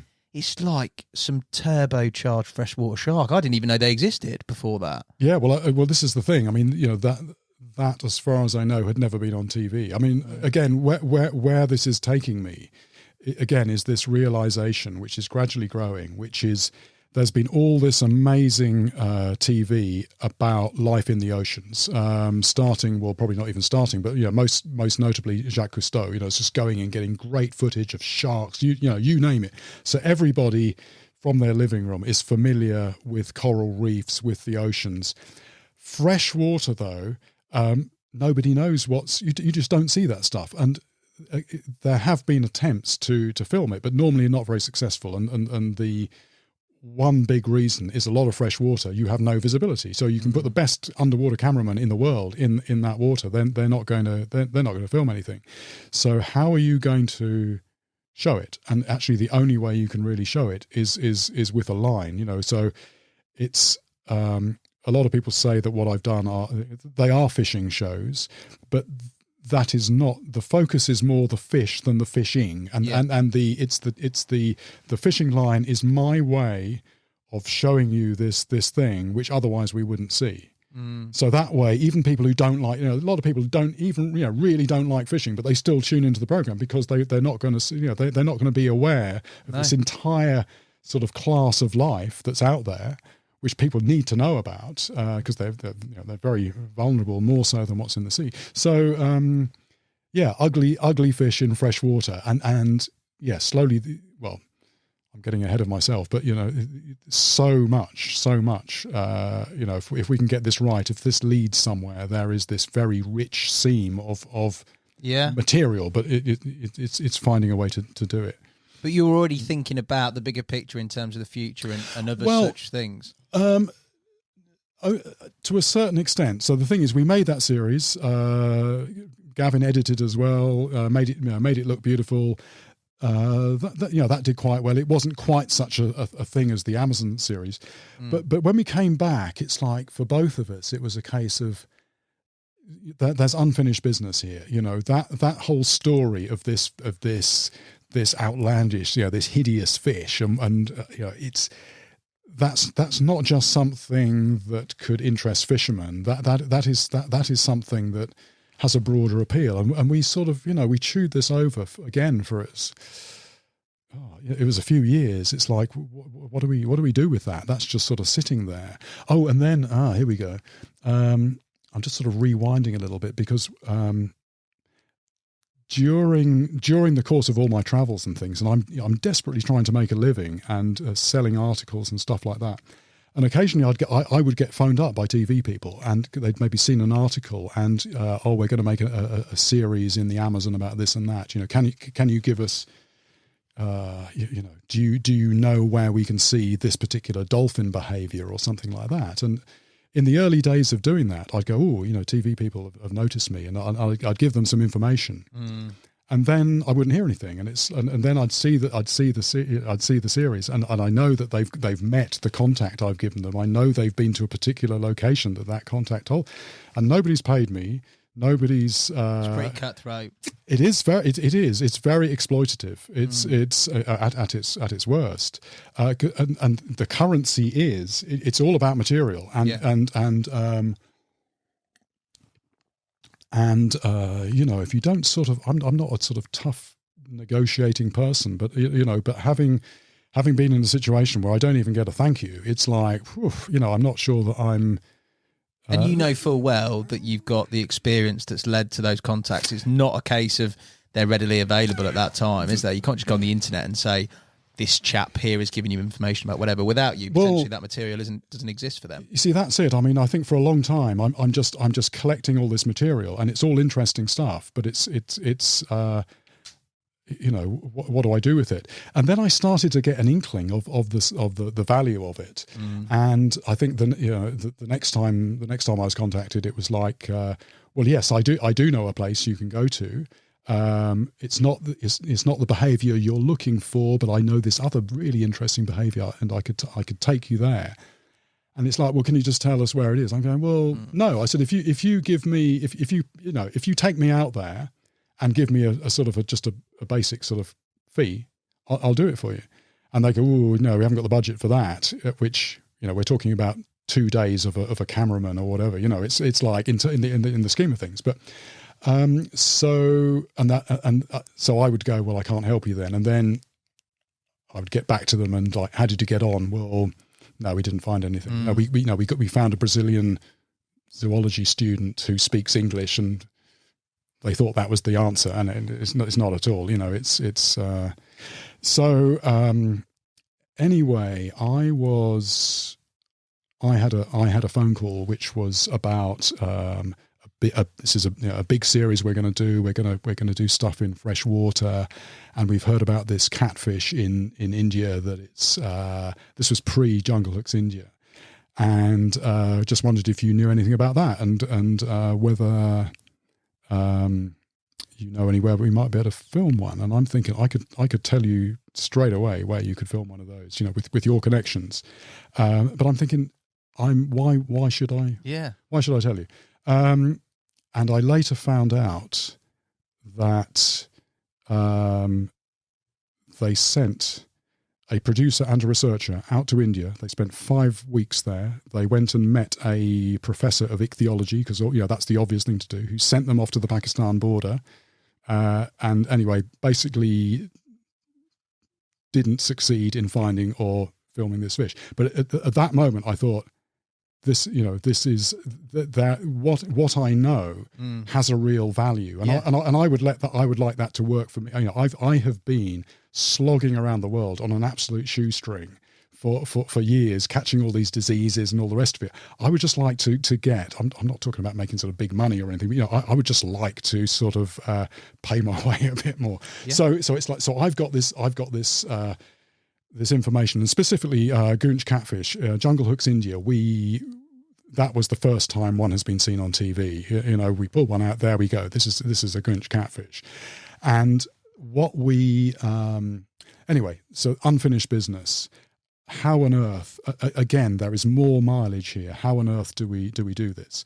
And I got to know someone, a friend of a friend, who worked she was a director and editor at the Natural History Unit, and we got together, and she'd seen some of my TV work, and she said same thing. She said, "Oh, this is such a great story. There's this could go a lot further." And I said, "Well, yeah, exactly, but I don't know how do we do that?" And she said, "Well, it's about it is about who you approach and how you approach them." And she said, "It's all about contacting the right production company." And she said, "There's a company I know in Bristol. They've done stuff which is sort of I reckon this would appeal to them." So she set up a meeting. We met with them. Yes, that sort of you could see the bell ringing, and then they're on board. They are then in the process of selling. Where can we take this? And it was originally just going to be one program, but that was where River Monsters started. It was the take that Goonch catfish story one step further, try and get something a bit bigger. Yeah. Incredible. For you at this stage, with obviously your introduction to filming, being on camera, how did you feel, or how was it translating from writing and articles into actually being on camera? Did you find that an easy process? No, not at all. I mean, I do like writing. I struggle with writing. I've written two and a half books now, and there are bits of those books that I really like, but I haven't managed to sort of sustain the writing. I do find it very hard, but very satisfying. TV, the first TV that I did, Jungle Hooks, working with Gavin, a lot of that was just responding to him. He's asking me questions, so it's not scripted. It's just like, okay, how does this make me feel, and sort of without sort of answering the question without making it appear that there's somebody there. Do you know what I mean? Yeah. So it's not just yes or no answers. It's just he's prompting me. And so that worked pretty well. Because again, I think it's very funny. I learned an awful lot actually on that, because I think I had this idea of TV, and I think a lot of us do, where you're holding forth and you're very articulate and all the rest of it. And anyway, so he would say, right, tell us a little bit about where we are now and what we're doing. And I'd go, we are now deep in the, and I noticed the camera it was just going off like that. And I'm going, why is he doing that? He's no longer pointing at me. And he just goes, you're in presenter mode. I just want you talking. I want the real you. It's conversational. You're just talking to someone. You're not up on stage, waving your arms around, doing West End. Yeah. You're not doing some sort of Shakespearean thing. It's you're just getting you're getting too up yourself, basically. Just talk to me normally in everyday language. What's going on, which of course I know it's absolutely what you do. So, and he was very. I mentioned I worked in advertising some years ago, and the thing about advertising is someone's paying you a lot of money to write something, and if they don't like it, they're not going to, they're just going to come straight and go, don't like this is rubbish, this doesn't work, and so I was already very good at, I don't take criticism personally. If something's not working, I'd rather somebody just tells me that doesn't work. Actually, you're doing more of a favour doing that than trying to massage. Oh, that's really good. You want real critics, and Gavin's directing style was very direct as well. There's no, it's very businesslike, and I'm just, that's all right. I don't take it personally. This is, just tell me what you want me to do, and within reason I'll do it. But so I learnt tremendous amount on that. It was sort of baptism of fire, but it is about, it's easier said than done. A camera's in your face, being yourself, being relaxed as far as possible. Sometimes a bit of tension gets in there, and again, there are times when you really don't want a camera in your face. But actually, sports people. But actually, those are the moments. It's almost when you are irritated, whatever. Cameras in your face, right? You've just lost that fish. Tell us about. I really don't want to talk about that, but actually, exactly, yeah. So we talked there about river monsters. I mean, it's been 9 series, maybe more. I don't even know. It is 9. Yeah, yes, exactly. So from that one show, Gaunch Catfish India, through to the next 9 series, when you first went out to film that first show, or that first series, did you ever think that it would become what it became? No, not at all. It was just going to be one thing, and it was actually quite difficult getting that program to work. Even though we had a really good result, I mean, getting the program to work was quite a painful process. But when it did, it's like, oh yeah, we're onto something here.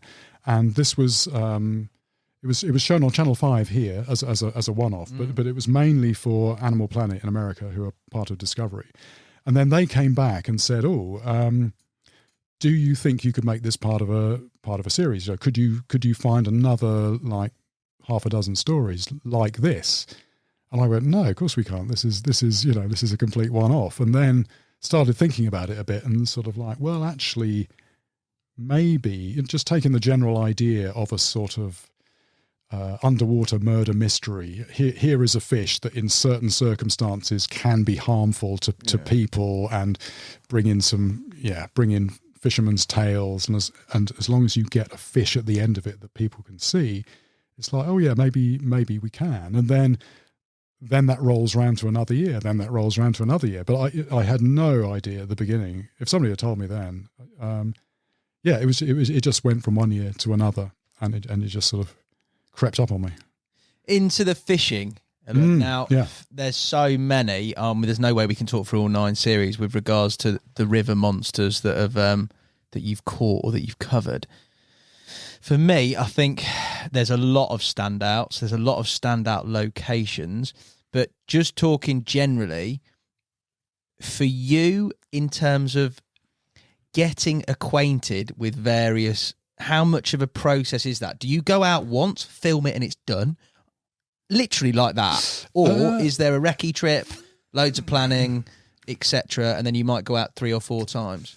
In the early days, because, like I said, I'd sort of been doing like 20, 25 years of unpaid research. So I've got a lot of material there. So a lot of the Amazon, we went to different parts of the Amazon, but sort of, in that time I learned to speak Portuguese. So, I can in the Amazon, I can converse with people. I know how things are.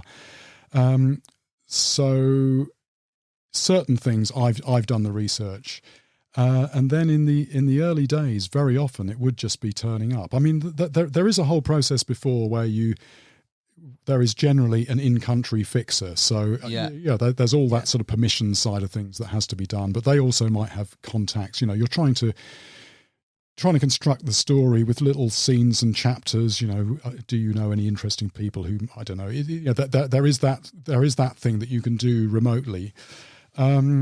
Sometimes there is a recce, but it's normally not me because I'm busy. I'm making other programs, so maybe the director goes out, and that's not from the fishing point of view. It's more just to see the place, maybe meet some people. But as a rule, no. As a rule, we just go out. What about tackle? I mean, there's some serious gear that's used because some of these fish are ridiculous. Yeah. Like, how do you? I don't even know how you go and think, right, I'm going to use X, Y, and Z. You must, without any sort of real reckoning of the fishing situation that might be coming. You've got an idea. It's really hard because when I was traveling on my own, I mean, that was a huge challenge because when I first went to the Amazon, I'm basically trying to pack everything inside your 20 kilos plus a bit of hand luggage, and filling your pockets and all the rest of it. And being fairly poor at the time, I can't afford excess baggage, or even if I can, I've maybe got to get on a bus for like 2.5 days the other end, and it's like, I don't want to be dragging too much stuff around. So what it does, it really concentrates the mind.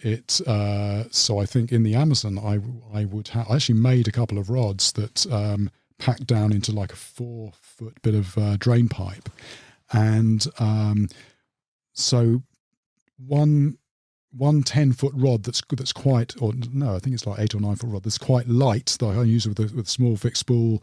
That's I can catch smaller stuff on there, stuff up to sort of 6 or 7 pounds or whatever, and then a heavy rod, which is my idea of heavy has been revised multiple times over the years. But what I thought was a heavy rod, which was sort of like a 2-piece 10-foot, something that might be equivalent to a sort of 3 or 4 pound test curve, or actually I think I took a C rod. Anyway, I'd sort of basically take 2 rods, one light, one heavy, small fixed spool, and then I've been using multipliers for quite a bit. So sort of like a pen multiplier, a sort of a plastic box of bits, hooks, sort of generic, insulating tape, string, rubber band, all this kind of stuff that you can just bodge stuff with. Hopefully where I am, I'm going to be able to buy some lead or sheet lead or something. But yeah, I mean, very much about traveling light. But the thing is, as things get more sort of demanding and specialized, I'm at a level that's a bit different now. And sometimes we use guides, and sometimes now the guide will have the stuff that is absolutely appropriate, or I will make sure that I get the stuff that's appropriate. But the thing that I really like is where you're going somewhere and you're having to work it out for yourself. Yeah. That's the really interesting stuff. And I think, nowadays there is sort of, there is fairly generic gear. Because in the middle of this, braid was never a thing in the early days. Like now, braid is quite. So I regularly use like 150 or 200 pound braid. Sometimes that's not great if there's rocks in the water. So I have also used heavy, like 100 pound mono, which is really hard to work with, or pretty hard to work with, and that has to be on a multiplier. Nowadays, what's pretty good is you can get the best of both worlds. You put braid on, and then you put a few meters on the end of thick fluoro or something, and there's this great new knot, the FG knot, where unlike the Albright where you doubled it round, you had a bit of a lump on there. Yeah. There's this other knot which is a really nice streamlined knot. So I do have a sort of a fairly generic go-to, just heavy outfit. What do you think? Does anything strike you as, with the fishing you've done? And we're going to talk about a few standout chapters in terms of fish, but is any of it strikes me as that you go out and location or timing, if you like, is sort of the primary stripped back sort of feature, if you like. The actual technical side of it is very secondary. So it's not like you're looking at pressured carp and you're having to refine sort of rigs. It's pretty much making sure that you're in the right place at the right time and that you tackle strong enough. Is that pretty much the general consensus? Pretty much. Timing is, it is absolutely about being at the right time. Again, this was something that the production team had to learn. If you imagine you're making not just one program, you're making 6 or 7 programs over the course of a year, and you're trying to timetable them. And like, okay, for this one we need to be there in sort of like June. For this one we need to be there in June as well. Well, can't we just do this one here? And it's like, well, actually, with fishing, very often, if it's nearly the right time, it's the wrong time. And we've done that a couple of times. I went trying to noodle catfish, and if they're not in their holes, they're not in their holes. You can try as hard as you like, you're not going to find one. You've got to come back when they are in their holes. Yeah. But in terms of, and actually one thing I should say is that in recent years, and we're talking only 10 or 15 years, water conditions, it's never an exact science. You always know roughly what a river's going to do. So nobody can say with certainty, but in the last few years, the uncertainty has been growing, which is global warming. It's the anecdotal evidence. These are rivers that aren't studied by scientists, but all the people who make their living off the river, they will all tell you the last 15 years, it's like we've no idea. Well, it's all over the place. It's all over the place. In terms of the actual the technique, right? One of the big difficulties is I suppose what we're setting out to do right at the beginning of this, we are trying to make a program that's going to appeal to anglers. There's a big audience of anglers, but that audience is not big enough to get you mainstream TV. You've got to appeal to other people as well. So what you've got to do, you've got to sort of tread this middle way. And if you're not careful, if you're going too much into sort of hook sizes and stuff like that, everybody else switches off. Yeah.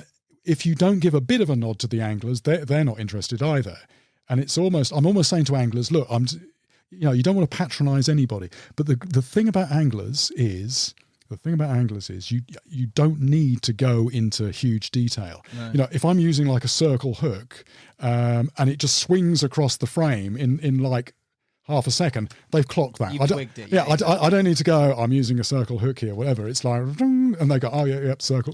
So anglers have sort of clocked that. So it's, so as a rule, I don't, and if I am talking about gear, I need to put it into language that ordinary people are going to understand without anglers feeling patronized, like I'm, telling them stuff they already know. And actually another thing that's interesting is, unlike a lot of fishing shows, it's for me, it's not so much about sport. It's about, because there's a whole sporting fish, particularly in America, genre, it's about, I mean, it's nice to have fish jumping out of the water and all this kind of stuff. For me, it's about, we want to see that fish. We want to get it in. And so if I'm, a very big factor for me, it's preparation of tackle. And a lot of the fish are very big. And it's, what I'm always thinking is, it's not what is the likelihood of fish in here? What's the general run of fish? I'm thinking, if I hook the biggest fish that's in here, am I going to get it in? I don't want to be, TV people love it when the line breaks or something happens. But as an angler, a lost fish that is the ultimate human error. That is my fault. That should never happen unless it's, unless it's the hook bumping or whatever sometimes. But, equipment failure, all of that stuff is unacceptable. So my gear has to be completely tailored to the biggest fish. Yeah. And, there have been occasions where I've had the wrong information and I haven't got the gear, and it's like, I actually don't want to fish here, but I've sort of got to, because, what's the most painful loss? There've not been very many losses, but in Jungle Hooks, India, I did lose a goonch, which was, the water wasn't flowing, it was still water. And I hooked this fish, and I've got an uptide rod, I've got 90-pound mono, and it feels like it's on a rock. It feels like it's solid.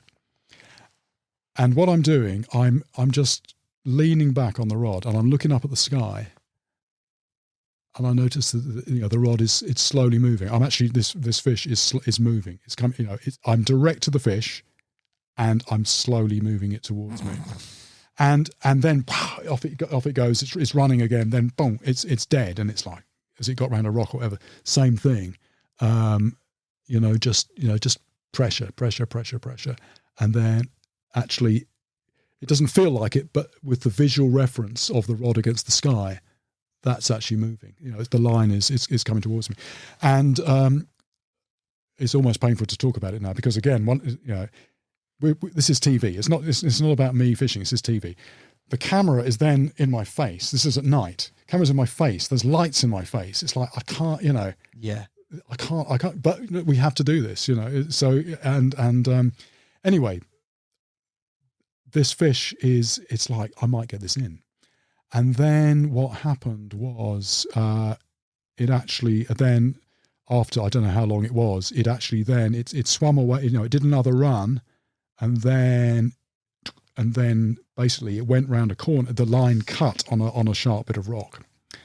And part of the, partly bad luck, but also partly with, making the TV, what I didn't have in place, which again is a vital thing when you're fishing. Don't need to tell you. It's that question: if I hook a fish in this place, how am I going to land it? Do I just stay here? Do I go up the bank? Do I get in the water? Have I got the landing net? And again, when you're filming, very often it's like, come on, time is short, get fishing. And again, in the early days, it's like, wait a minute. I know it looks like I'm just standing here doing nothing. I'm actually looking at the water. This is a very important part of fishing. And we can make this part of the program. I can talk about, I'm seeing what the water's doing and all the rest of it, but I'm not doing nothing. This is an important phase.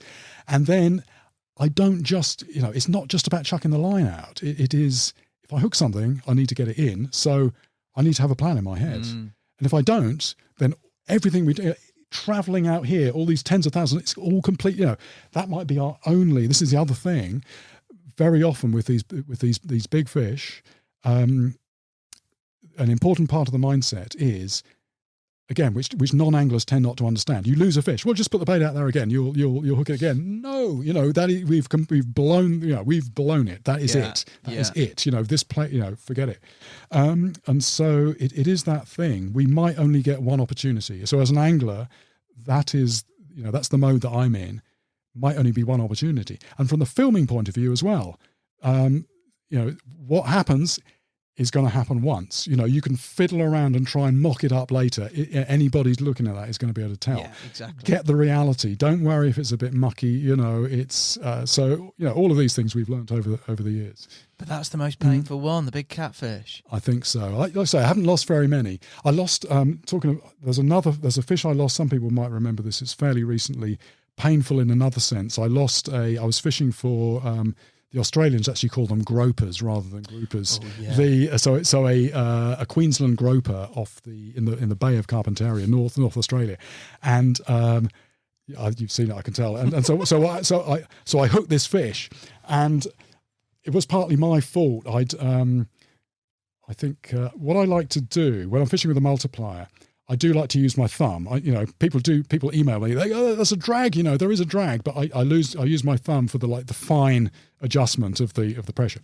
And ideally, you put a bit of sticking plaster on. And anyway, I didn't have my sticking plaster, so the sound recorders gave me a bit of sticking plaster, because occasionally you stick in microphones on my chest and stuff like that. So I gave me a bit of sticking plaster, and I hooked this fish. And basically, we're fishing over these rocks and fishing with a bait up in mid-water. So the idea is the fish is going to come up, going to take the bait, and it's going to try and get back down there. And basically, I've got to stop it getting back down there. So basically, the bait's over the side, and then something takes it, and I'm hanging on, and the line is just going, and what it does, it flicked this bit of sticking plaster off my thumb. And it's then a case, it was just my thumb. I've been in this position so I'm just mashing my thumb, and it's like someone's holding a blowtorch to it. And then I go around and I'm doing that side, I'm doing that side as well. And anyway, I stopped it. Yes. And then it starts coming up in the water. So it's away from the rocks, it's coming up in the water. And then the hook pulled. And I went into complete meltdown. What's a meltdown? I can't imagine a Jeremy Wade proper full meltdown. A meltdown is lots of bad language. I mean, people who... Is it? Yeah. F? What's your normal favourite? You go to F? Lots of Fs. Lots of Fs. There was a couple, I think there might have been a C in there. A C? I think so. Jeremy Wade dropping the C bomb? Never. So, yeah. But that is... so that was... in fact, when they got the footage back home, the guy who edited it, he said we had to use the bleeper like 30 times in 30 seconds or something. You know, it's like it's serious, and some of it is used in the program. That is by no means, that is just edited highlights. And anyway, so like I say, the TV people, they love those moments because it's like real emotion, so I'm just, completely uninhibited. I'm just giving it this, this is, tell us what you really feel, this is me sort of like, and then, so, I just finished that tirade, and the director is there, and this is the look I've come to, and he's got this huge smile on his face, and he goes, "Can you tell us what just happened there, Jeremy?" And it's like, let's get, and then so I just give him a second dose of like, but with a bit of explanation in about, what happened. So that was, and anyway, lost that fish, but luckily did catch one there later. So that was job done. And rescued a castaway as well. The island. And I'll tell you what, if I hadn't lost that fish, that guy might be dead. You'd have gone, would you? Yes. Exactly. And that occurred to me like months later, because what happened, I lost that fish, and it's like, we have potentially blown this spot. It's a very specific spot off this sort of like rock pinnacle. And the next day we were going out, and we had 2 boats, and we were going to try and shoot some boat-to-boat stuff. Which, we just need some of that. It helps with putting the program together. Anyway, we thought the sea was, the sea looked quite nice and calm, but once we got out into open sea, it's quite lumpy, and it's like, this isn't going to work for boat-to-boat. So we'll just do that, and let's just get out to the spot. However, our boat is a bit more powerful than the other boat, so right, we'll go ahead, and what we'll do. I said, right, what I'd like to do is actually just look down the coast of the main island and see if there's any other spots that we could be our sort of plan B. So it was while we were doing that we suddenly saw this naked guy running down the beach who'd got lost and was stranded there. And like I said, so if we hadn't, so these little, it's... He'd have been a goner, 100%. Quite likely. Yeah. Quite likely. So that was that lost fish potentially saved someone's life, which is big thought. Yeah. You've had, I distinctly remember as well, a pretty brutal fight with the old giant stingray in Thailand. Ooh, yes. And that was injury. Like, didn't you tear your bicep or something? I'm not sure. Yes, that's right. I mean, that was, let me see, that was about 2 hours. That was a massive stingray. Was it 2 hours? It was 2 hours. And what happened? Oh, God, actually, no, I'll tell you what, you talk about painful losses. That is one of them, because what happened, and this feeds into the gear one as well. Right, what happened? I had a rod on order, which didn't come through. I wanted like a 6-foot rod, and I got a 7.5-foot rod. Normally, absolutely not an issue. So I'm using a 7.5-foot rod, hooked this massive stingray, eventually got it off the bottom, and after 2 hours, it's beside the boat. Now, the way you land those stingrays is they drape a net off the side of the boat, and then they've got these 2 bits of bamboo attached to the bottom corner, and what you do is you pull the stingray into the side, and then you lift the bamboo and you wrap the stingray in the net, and then you drive into the shore, and you can deal with it. Anyway, so got the stingray up to the surface, but it's too far away from the boat. We can't get the net around it, so I need to bring it closer to the boat. So what I did, I raised the rod, and then the angle between the rod and the line was too acute, and even though it's like 160-pound nylon. Well, no, actually what happened is the rod tip went. Yeah. And because stingrays are, they don't float. They're not like most fish. They're not neutrally buoyant. They're negatively buoyant. There's still quite a bit of weight there. Just the weight of that hitting the line just bust the line, and it went. So that was a very painful, because I caught one a couple of days later, which was like, we reckon it was about 350 pounds. I got that in 20 minutes, so it's Jeez, how big do you think that thing was? Oh, ridiculous. Just hate to think. But you generally caught that from the, wasn't it it was from the river, wasn't it? It was it's from a river called the Mekong, which is like, it's a little way, west of Bangkok, but it's a tidal bit of river there, but it's in the middle of this town.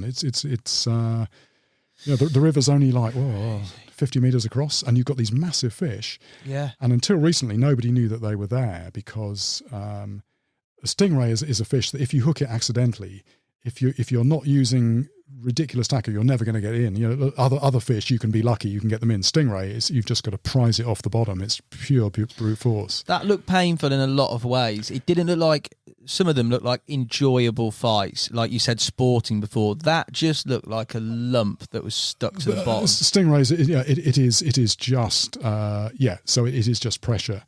And I was in one of these narrow, what they call a long tail boat. You've got like a truck engine in the back with this massive shaft with the propeller.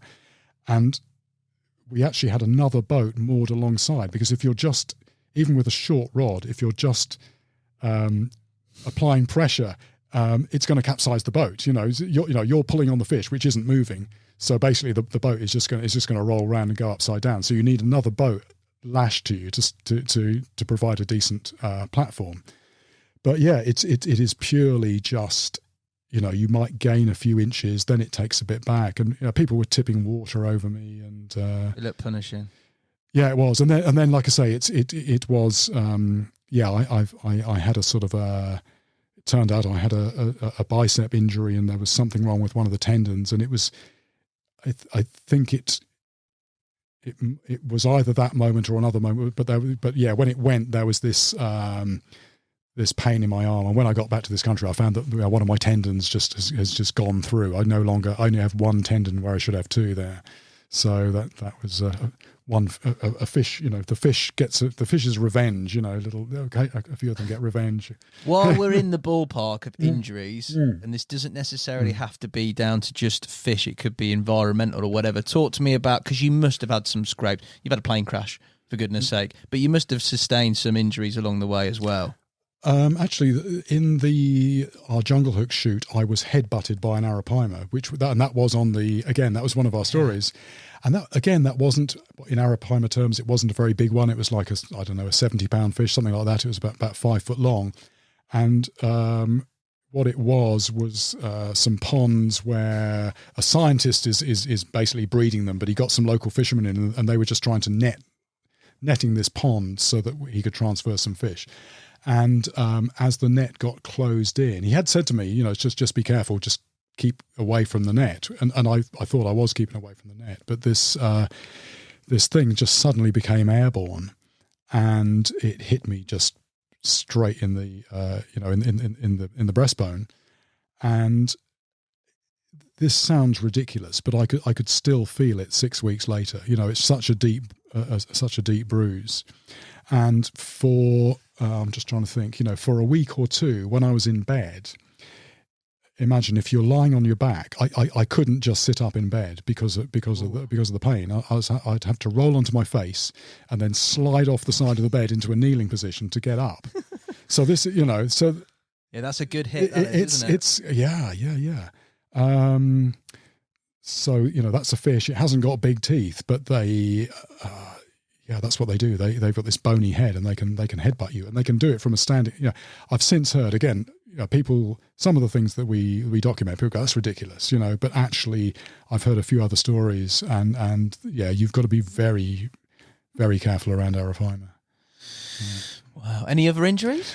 Not very many. And I think the reason is that normally, particularly with the fish, I know what I'm doing, and particularly, if a fish has got teeth, that's very obvious. So keep your hands away from the teeth. Something that can be difficult is that I've often got a director and a cameraman sort of shouting instructions at me while I'm trying to sort of do something else. So I'm sometimes sort of trying to process multiple channels, but generally speaking, priority is the fish, and it's about not about me not getting damaged, but it's also very much about the fish not getting damaged. We've got to do this quickly. We've got to show the fish. We've got to talk about it. It's got to go back really, really quickly. There's one that I can think about, and this I caught a very small, a couple of pound catfish in Argentina, and I think what's interesting is when it's a small fish, I'm not so focused. So this was a fish I caught, so I'm showing it to the camera, and it started to wiggle a little bit. Now, I could have just let go of it, and it would have landed on the floor of the boat, but I thought, I don't want to be seen on camera just dropping a fish, So I just loosened my grip on it a little bit, and it managed to sort of, one end of it came free, and some of these catfish have very sharp spikes on their pectoral fins, and it just managed to stab me with its spike, which also, there's a bit of sort of slime on there, which is, I think it's slightly venomous, or it's very irritant anyway. So anyway, it's painful. So I had a sort of mini meltdown there.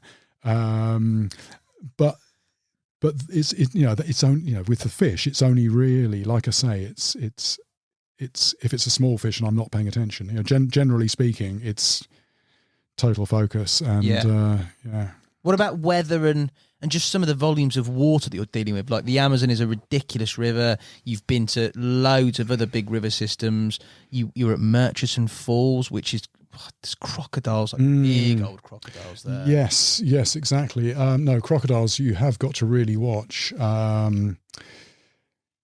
Yes, I remember one time we were filming in Australia, and the salties are probably of all the crocs are probably sort of the most notorious. And again, we get our local intelligence. Do we need to be careful about crocs here? Yes, absolutely. And I remember standing on one bit of bank, a bit of mud river bank, and we were probably about two meters above the water, but I'm on the edge there. And he goes, I'd stand back a bit, mate, if I was you. And I'm going, what, even this high off the water? He goes, yeah. He said, I was in a situation very similar to this a few years ago, and one sort of came up and if I hadn't sprung back, One's had a go at you. No, this was the guy was telling me, So what you think you're a good distance from the water, and the local guy will go, no, you want to be a bit, a little bit more cautious. Yeah. So it is. Yeah, all that stuff. It's vital to know. Well, again, I mean that's what the programs are about. It's about. It's not just knowing what's in the water, but what's its behaviour. And again, some of that. Some of these. A lot of the incidents we talk about, they're very rare incidents. It's not happening all the time. But this particular fish, this particular animal can do this. If you're in the wrong place at the wrong time, set of circumstances. Yes, exactly. So what you do is you try and avoid putting yourself in that situation. Basically, like a genuine risk assessment. Isn't it? Yeah, absolutely. When I did jungle hooks, it's quite interesting because. After we got commissioned, they said, we need to do a risk assessment. We need to talk about, and I didn't know what a risk assessment was. They were telling me what a risk assessment is. And they said, do you think you could do that? And I went, yeah, okay. So I went off and I did the risk assessment. I don't know, it's like 32 pages or something. It was. And I handed it in and I got this call saying that, this is the longest risk assessment we've ever seen. I'd have just put might die multiple ways done.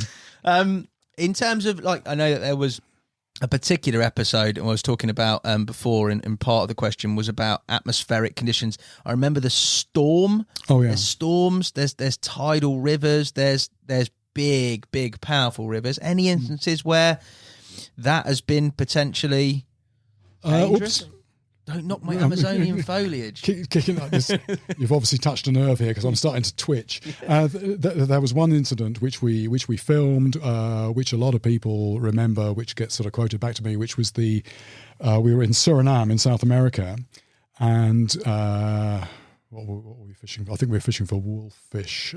Anyway, we wanted to go out and fish, but there was a storm, and so we very responsibly we waited because we're talking an electric storm. We actually don't want to be out in that on the river. So we waited and the storm moved away. So midday or so, we went out and we got off in this small rocky island in the middle of the river.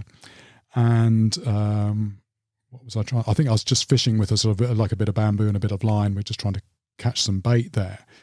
And then just out of nowhere, there's just this almighty crack.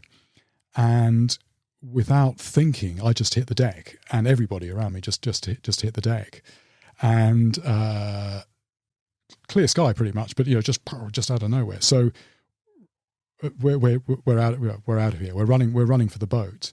But when we got to the boat, there was somebody in the bottom of the boat stretched out, and it was our sound recordist, and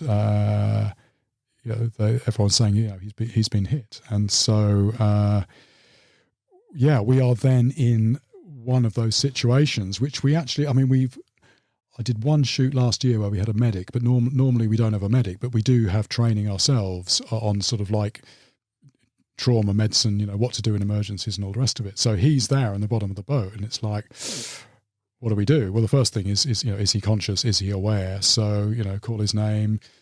Do you know, where are we? Who are we? And then how are you feeling? A light in the eyes just to see if the pupils are responding. But anyway, we need to get out of here, and we need to, our sort of second line of action is we need to get on the satellite phone and find out what we do. He later said that he wasn't actually recording sound at the time. He was taking some stills, but he said he just saw this ball of flame. He said like the size of a rugby ball in front of his face, and the next thing he's sort of flat on his back, and he was wearing big boots with very thick rubber soles, and just above the front of his boot there was a patch of skin like a few inches across where all the hair's burnt off. So I'm not an electrician, I've no idea exactly what happened, but anyway, so he was it's interesting if I had a bit of a headache, others of us felt, we felt something, but he had the sort of the full force of it. Anyway, so we went back. The director was still on shore. We got on the satellite phone, and we're sort of doing a bit of an assessment. How does he? That was it. Do we need to evacuate him? Because if we do, we need to know now to sort of all of that. Yeah. And they said no, just keep him under observation. So what's very funny about that? Well, not everybody might think it's funny, but whenever that kind of thing happens, and I've just remembered another injury. I don't know how long we've got. I've just remembered. Anyway, whenever that kind of thing happens, So we have to tell base, so satellite phone or whatever, let them know what's happened, and then there's a whole procedure we go through. And so the very first question we get is like, we're calling in. Chris has been hit by lightning, and it's like, is he okay?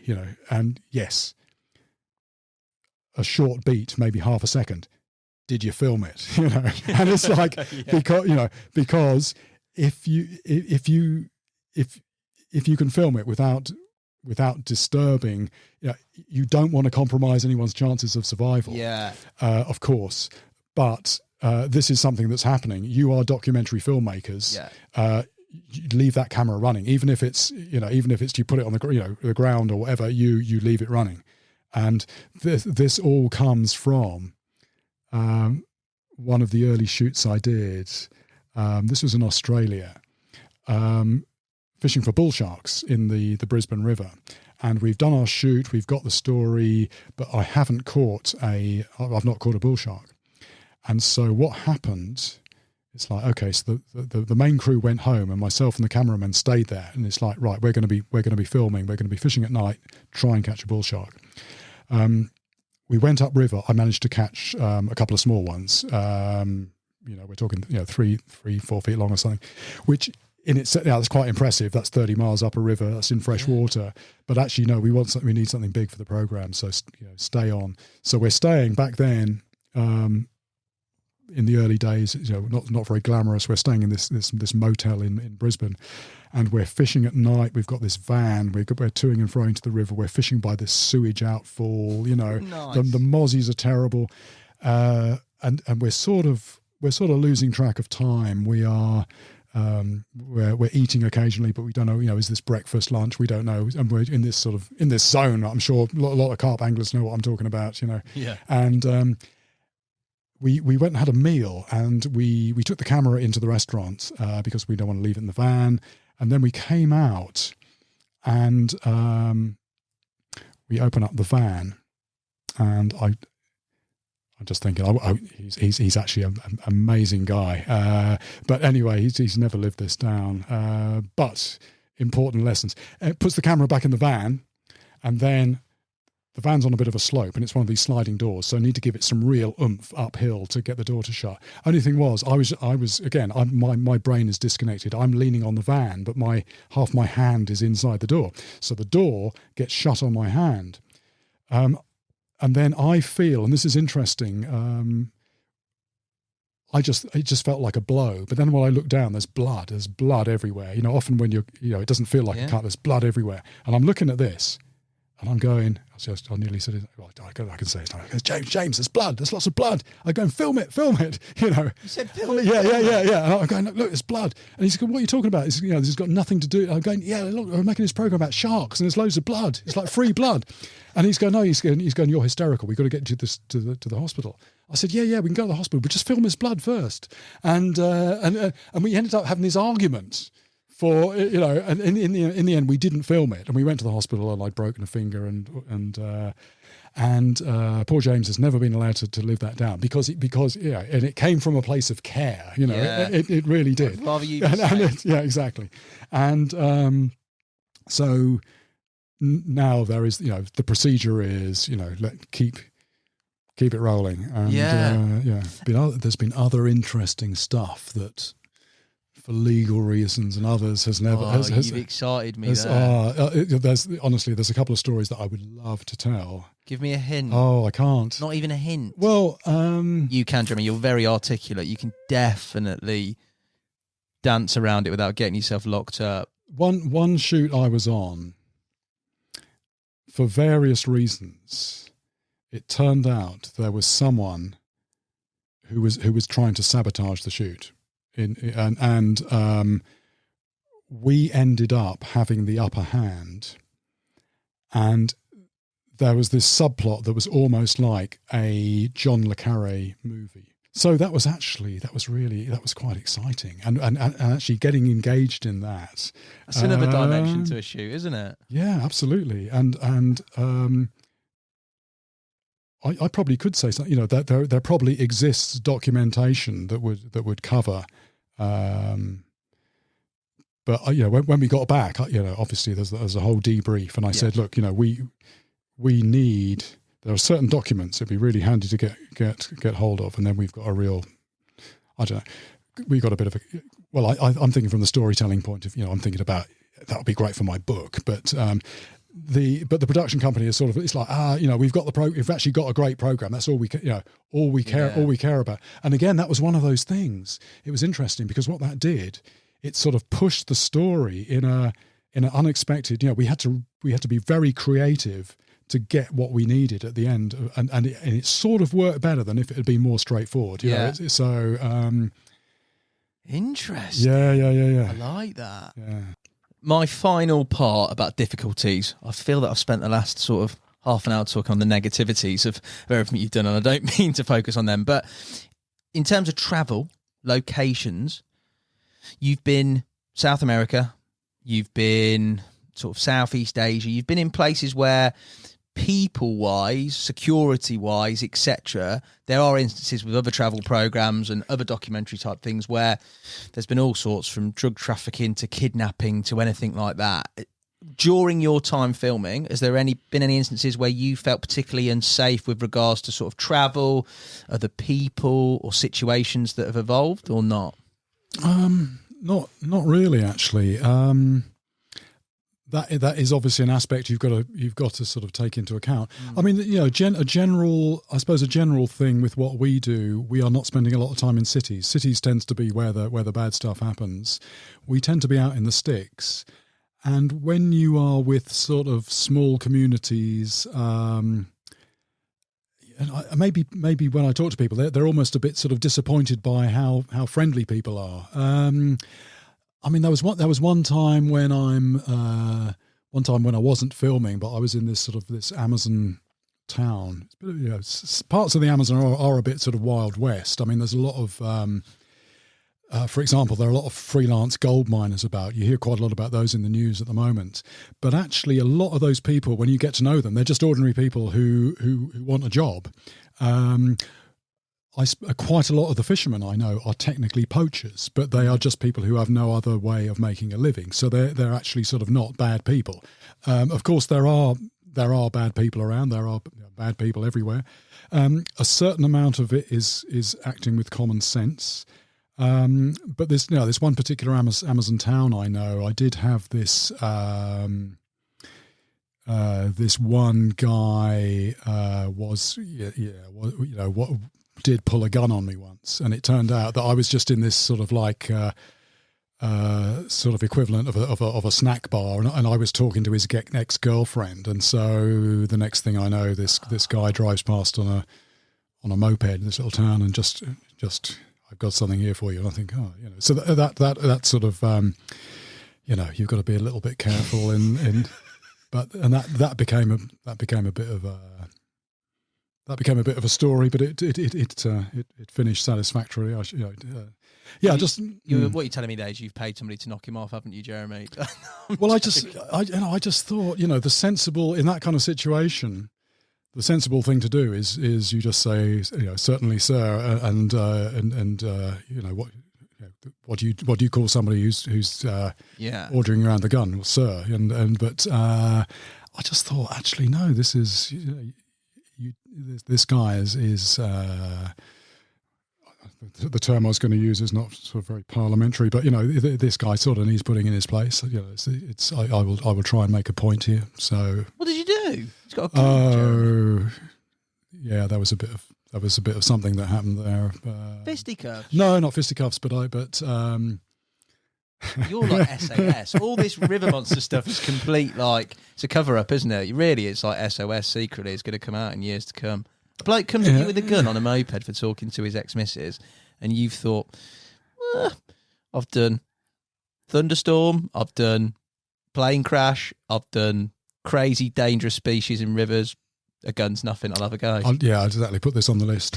So it's sort of a mixture of a bit of diplomacy, but anyway, it's an interesting one to navigate. But now when we've been shooting, when we've been filming, to be honest, I mean, one of the things that worries me most in a lot of places is travelling on the roads. Again, it's a very mundane thing, but standards of driving in some places can be pretty bad, and also just sort of vehicle maintenance. Travelling in the mountains of India, for example, you'll see. As you go in a corner, you might see sort of like wrecked buses down below you, and you look at the vehicle that you're in, and the tyres are all worn, and so it's stuff like that. But very little sort of unpleasantness with people. And I think one thing that's really good, particularly recently, is River Monsters has become actually very popular actually worldwide, and it's almost embarrassing how nice people are, how helpful people are, and it opens doors. We want to film in a particular place, we want to film somebody, or we want to talk to scientists, and it's just it's almost embarrassingly nice sometimes. Fish wise, for me, there's probably, and this is only my personal sort of things that really etch in my memory. There are probably 3 absolute, maybe 4 standouts. Goliath tigerfish, ridiculous. You've got the tarpon on the fly, mainly the camera work, but also just the impressiveness of catching them on the fly in a little kayak and them going crazy. Bull sharks, which we've covered, but just unbelievable things. And I think finally, one of the which catfish was it? It was one of the South American big catfish. Probably the Paraíba. That's the Paraíba, I can't even say it. But those, I think for me, when I look back at those series, are like the sort of, I mean, it's all brilliant, but the endearing ones. Goliath tigerfish, talk me through that. Just the capture of that. Yeah, I mean, that was a bit of a gamble, that shoot, because let me see,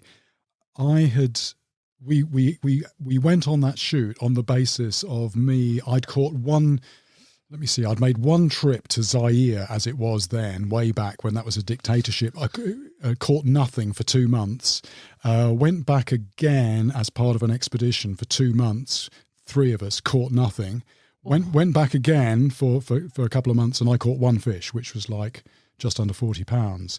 And on the basis of that, I'm saying to the production company and to the broadcasters, there's potentially a very good film here. But it's one of those ones, because here's the very important thing. I mean, when we're thinking of an episode, it's like, what fish are there? What places are there? Wouldn't it be great to go to the Congo and catch a Goliath tigerfish? But yes, okay. But the question we have to ask is there a realistic chance of actually getting that in the time available? Because if there isn't, if we don't get the fish, everything else can be brilliant. The whole thing falls flat in its face. It's not going to work. We have to have that chance. So anyway, they decided to go with that. Off we went, and I mean, so many things about that fish. I mean, just the visuals to start with. It is just this. It looks like a sort of science fiction monster. For anyone who doesn't know what they're like, it is like a piranha that's just been scaled up. So take your sort of 8-inch long piranha and imagine that at 4, 5, maybe 6 feet. 1-inch long teeth that interlock. They'll just bite clean chunks out. So with this almost, this very sort of toothy head, but then a very beautiful silvery body. It's again, this was a fish that the rest of the world, you've never seen on natural history programs at all. Even to this day, people go and film gorillas and bonobos or whatever. Nobody sort of really looks beneath the surface, and there's this incredible thing that just, I believe it was that was another first, I think, for us. But they're pretty hard to catch. They're pretty hard to locate. And then the other thing that's really tricky about them is they've got this bony mouth. So you'd imagine that if it's a predator, you just put a live bait or a dead bait on, big hook, and easy. But they are, they're hard to find. It's the only fish that I know that seems to be they're almost like dolphins in this respect. If you rig a bait, they seem to have this ability to take a lump out of the bait exactly where the hook isn't. And actually, because they are a biting predator, they're not a swallowing predator. So if you're using a large bait, they're biting it. I suppose if you're using a small one, they'll take the whole thing in. But even if they do that, they've got such a bony mouth that what they tend to do is they jump out of the water. They've clamped on the bait. They jump in the water. They shake their head, and within a second or two, they've gone. And they'll even pick up a bait from the bottom. They'll pick it up, they'll run, they'll break the surface, throw the hook before you've even reacted. So they are just ridiculously frustrating. So the number of you might in a good week get 2 takes, and yet they just go immediately. So very hard to catch. And I've now, for example, I'll use like 150 pound braid, got the wire on, all the rest of it, and just almost locked up, let's get these hooks set, and then boom, same thing, just spits them out. But just that part of the world, the other thing about that, the story of the fish is it's even today, it's not really a place that many people go to. No. So the whole thing is just this adventure. The logistics of filming, you haven't really got any infrastructure there, so you are on your own. We were taking our own food, we were preparing our own food. So it's just very.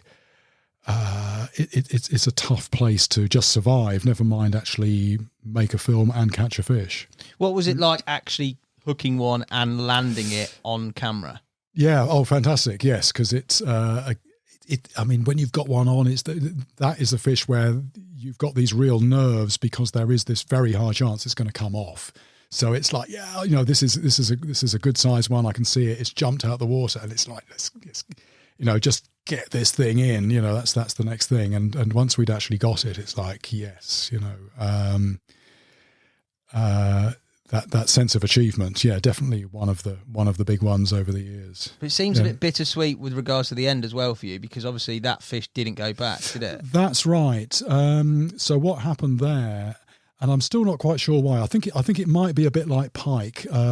Pike are this there's toothy predator, but they're actually delicate. They're delicate fish. You've got to really look after them. But the Goliath tigerfish, we put it back in the water, and it never really recovered, and there were some marks on its head. I wondered if it might have sort of like bumped into a rock, because when it's running after being hooked, it's quite a rocky, irregular bottom there. Maybe that was the reason. I was obviously we edit it down, but I was standing in the water with that fish for a couple of hours trying to revive it, and there's crocs in there, there's hippos in there, and it's like, we want this fish to recover. In the end, Fred, our boatman, was going, you need to take this back to the village. And I think as it wasn't going to make it, that seemed to be the thing to do. Interestingly, we've had a few messages from people sort of pointing the finger at me, going, why did you not give that fish to the starving Africans? And it's like, just because they're black and they're African doesn't mean they're starving. That is an equally, you are equally jumping to conclusions. The people in the village where we were staying don't fish. They cultivate and they trade across the river for fish. And again, if you're going to if you come along as the white hunter, what you're not going to do is kill the large breeding stock, and that's good. That long term is the worst thing you could do. But what was interesting is we took it back to the village, and even though those people there they all know about this fish. It's part of their folklore, but they rarely see them. So they were playing football on the sandbar, and when we appeared, that was just you saw part of the scenes. Everybody runs down, and women are almost sort of putting their babies, and the babies are sort of like getting this the fish in their face, and it was quite a scene. It was. They appreciated the meal as well, but for me, it was just interesting, the reaction. Even there, not really seeing that often the creatures that this hidden creature that's there in the river.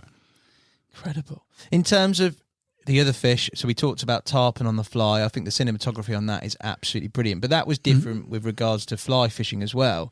So, like, obviously, you were quite adept at. Well, you were casting big, heavy outfits, but you were good enough to cast it. Up to a point. I mean, I think any fly fishing experts watching that would be somewhat critical of my technique. The thing is, when I grew up, I mentioned to you that I grew up as a coarse angler. Yeah. I did very little fly fishing. I sort of had a couple of day tickets. I got the basics of fly fishing. Never really did any. And then when River Monsters got quite successful, obviously that gave me more opportunities. So I was able to do some fairly exotic fishing. And I think the first time was like Dorado in South America on the fly, but that's like, 9-weight, quite sort of heavy duty. And then I think... So I'm coming straight in at I've not worked my way up. It's like Straight at the deep end. I vaguely think I can fly cast, but when you're talking heavy lines and you're then into double hauling, and then particularly like I was in this float tube, it's like, right now someone's going to chop your legs off. It's like suddenly, that's even harder. I had a little bit of sort of tuition, but it's one of those, people who fly cast, most of them have been doing it all their lives. Yes, that was, and again, what stands out for me there is I was, I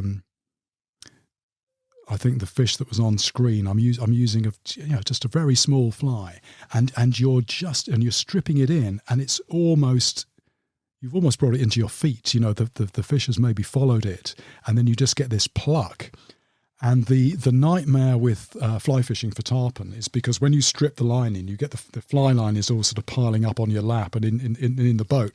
When the fish takes, it's then going to take off on this almighty run. And what you've got to do is make sure that line feeds out through the rings, because if it forms a knot, and this has happened to a few, if it forms a knot, then basically it just takes all the rings off the rod and then busts the end off the rod, and that's it. So that's the real panic. But you were talking about the cinematography, and the shot on the program. I think we're getting into dusk. We've seen some feeding activity. We've got over there, and I've cast out, and I'm stripping it back, and I'm almost talking to myself. Actually, sometimes it appears that I'm talking to myself, but I'm actually if the cameraman's on the ball, I'm actually talking to the cameraman as well. I went, it feels like, and he's tight on my hands, and then I go, yep, and I'm actually trying to connect it, and then when I connect, he just pulled right out, and as this tarpon just leaps into the air, lands in the water, goes right over to the other side of the river, and then just this almighty splash, and he's just following him.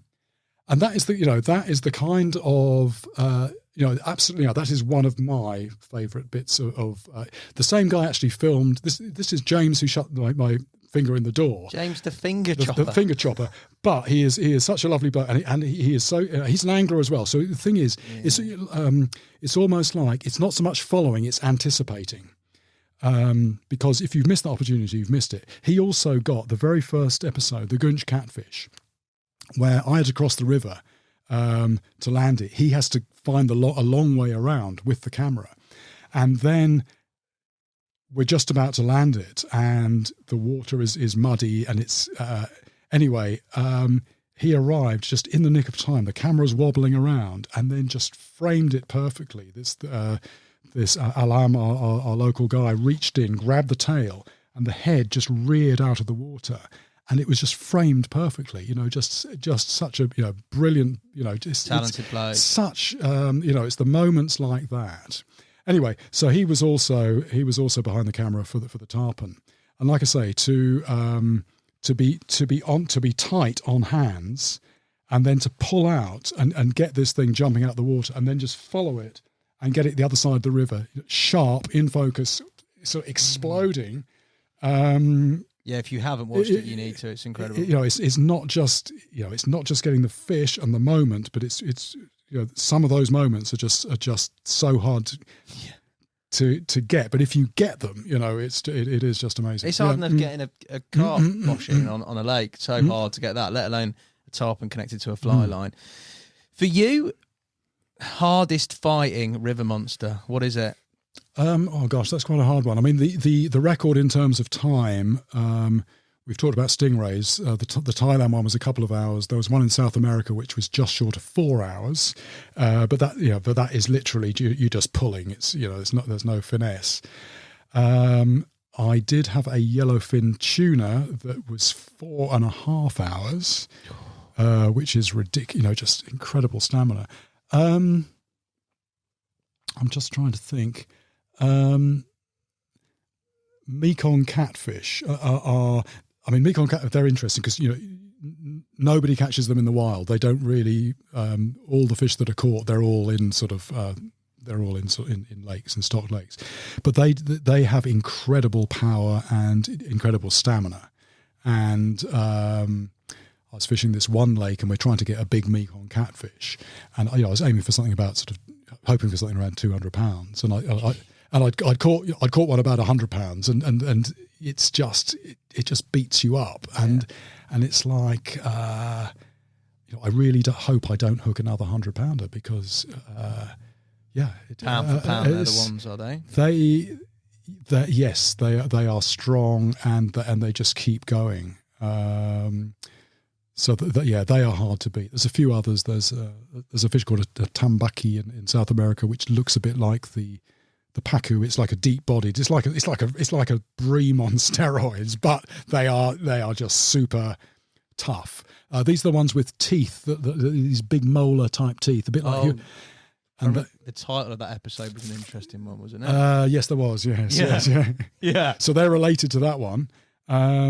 And because they feed on these, I guess they feed on these high protein organic nuts. They are very organic nuts. Yes, mostly. I suppose they're just very muscular and very strong, and pound for pound, very strong.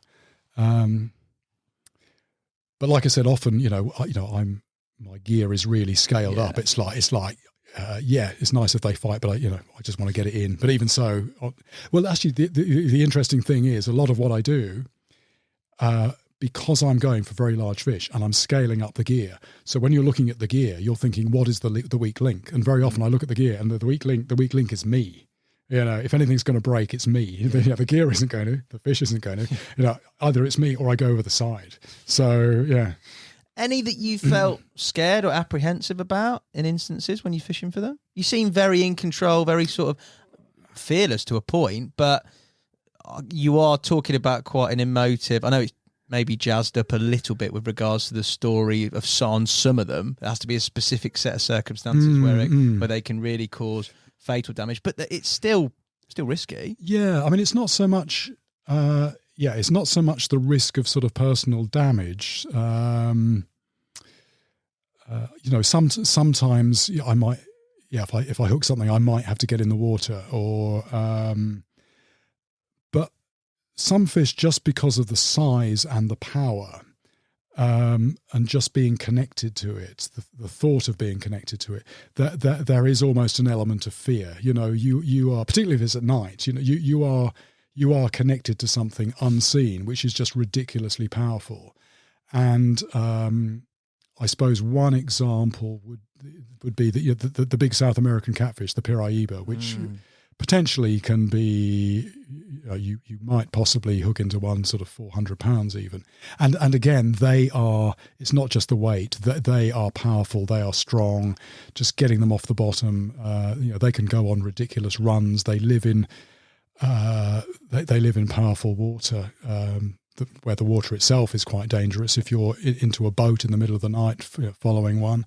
So again, it's that thing about when you put the line out, and it's almost from the moment you put it out, it's having that focus. And like, if something takes now, am I ready for it? You don't want to just chuck something out for the cameras and then just, chat away and do something. Everybody's got to be ready for what might kick off at any moment. Ensue, yeah, exactly. In terms of all those episodes, the success of the series, the 9 series, across all of that and all your travels with regards to that fishing, is there anything left in terms of mysteries or things you've seen or potentially things you've hooked that you think, I haven't got a clue, or what's that, I'd go back for that, or has really sparked up something? Because in the nature of how you're going and filming them, you're going to these destinations, and you said there's more known about coral reefs and everything than there is about potentially what's in these waters. So have you seen anything where you think, geez, I don't know what that is? Or has anything happened where you've I know you're geared up heavy, but you've just been caught completely unawares? In terms of the wish list that we had for species, most of them have been ticked off.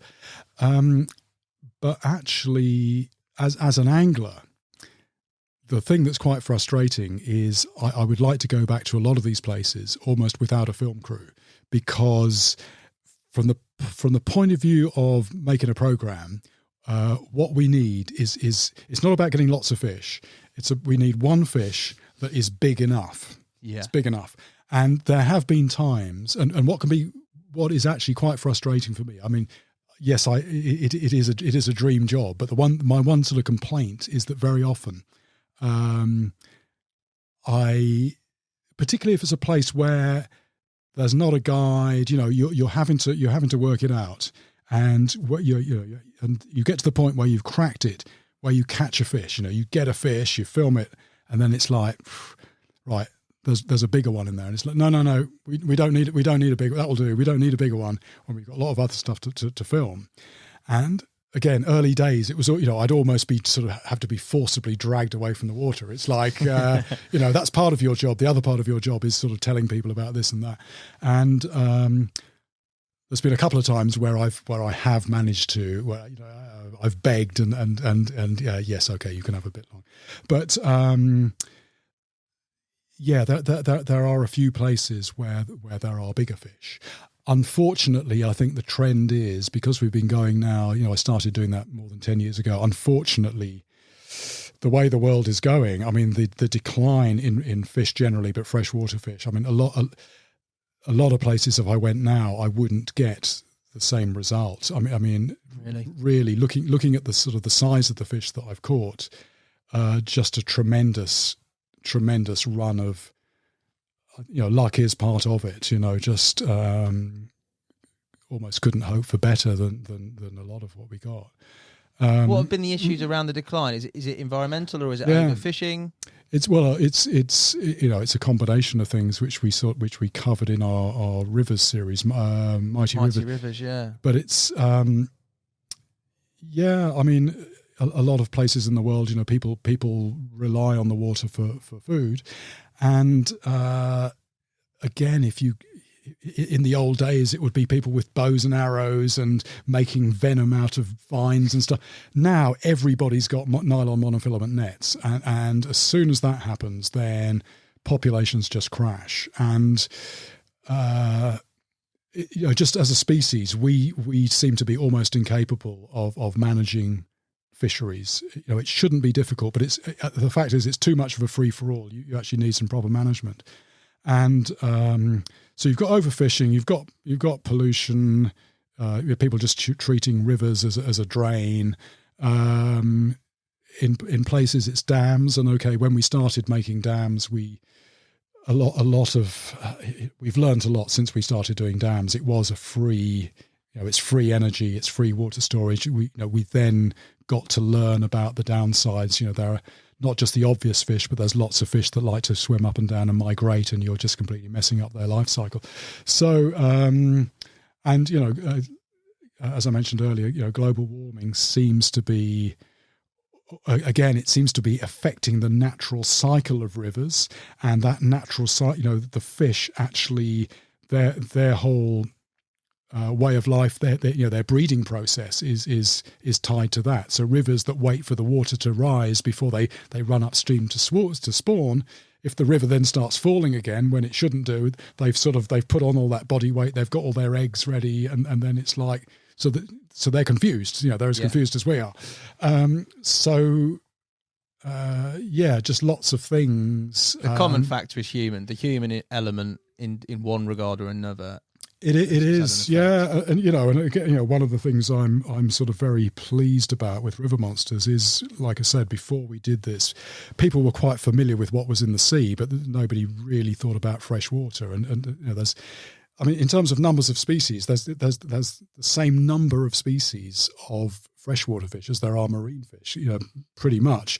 But the volume of water, it's a tiny fraction of the volume of water, but there's such a lot of stuff down there, and it was getting no coverage. And I hear now, I mean, I get sort of great messages occasionally. Somebody takes their 6-year-old child to an aquarium, and they're identifying the fish, and because they've been watching, they've seen them on the telly. That's it's not the solution, but it's a start. How do you react to that? How have you reacted to being recognised with regards to your work on TV? What's that been like for you?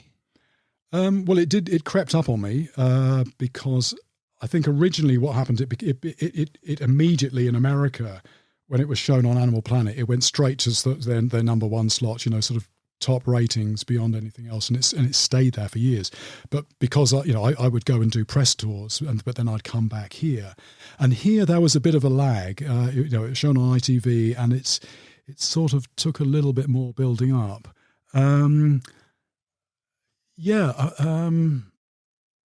I mean, I like it because I'm in the business of it is the entertainment business. Well, it's entertainment with a bit of education under the radar. But yeah, if people weren't watching it, I would have to find another job. So when people come up and say that they like the program, that for me is very gratifying because it's we're doing something right. There are times when I wish I could switch it off, because like all of us, occasionally I have an off day and I'm feeling a bit grumpy, and somebody comes up and says hello, and I've got to turn on the niceness, which isn't my niceness is not my default, but I have to. What's the default? Default is probably just sort of half asleep, probably, but yeah. Well, you got instances of that. What's it like in terms of your life? Has your life had to change to accommodate that in any way, or are you still? I mean, because it's on. I mean, it's been so popular. There's so many people that talk about it. I can only go really. Obviously, I've always been a fan, but the sort of big glaring standout for me was the masses obviously love it because it's a brilliant concept, brilliant show. I remember you at the Northern Angling Show. It must have been the last Northern Angling Show.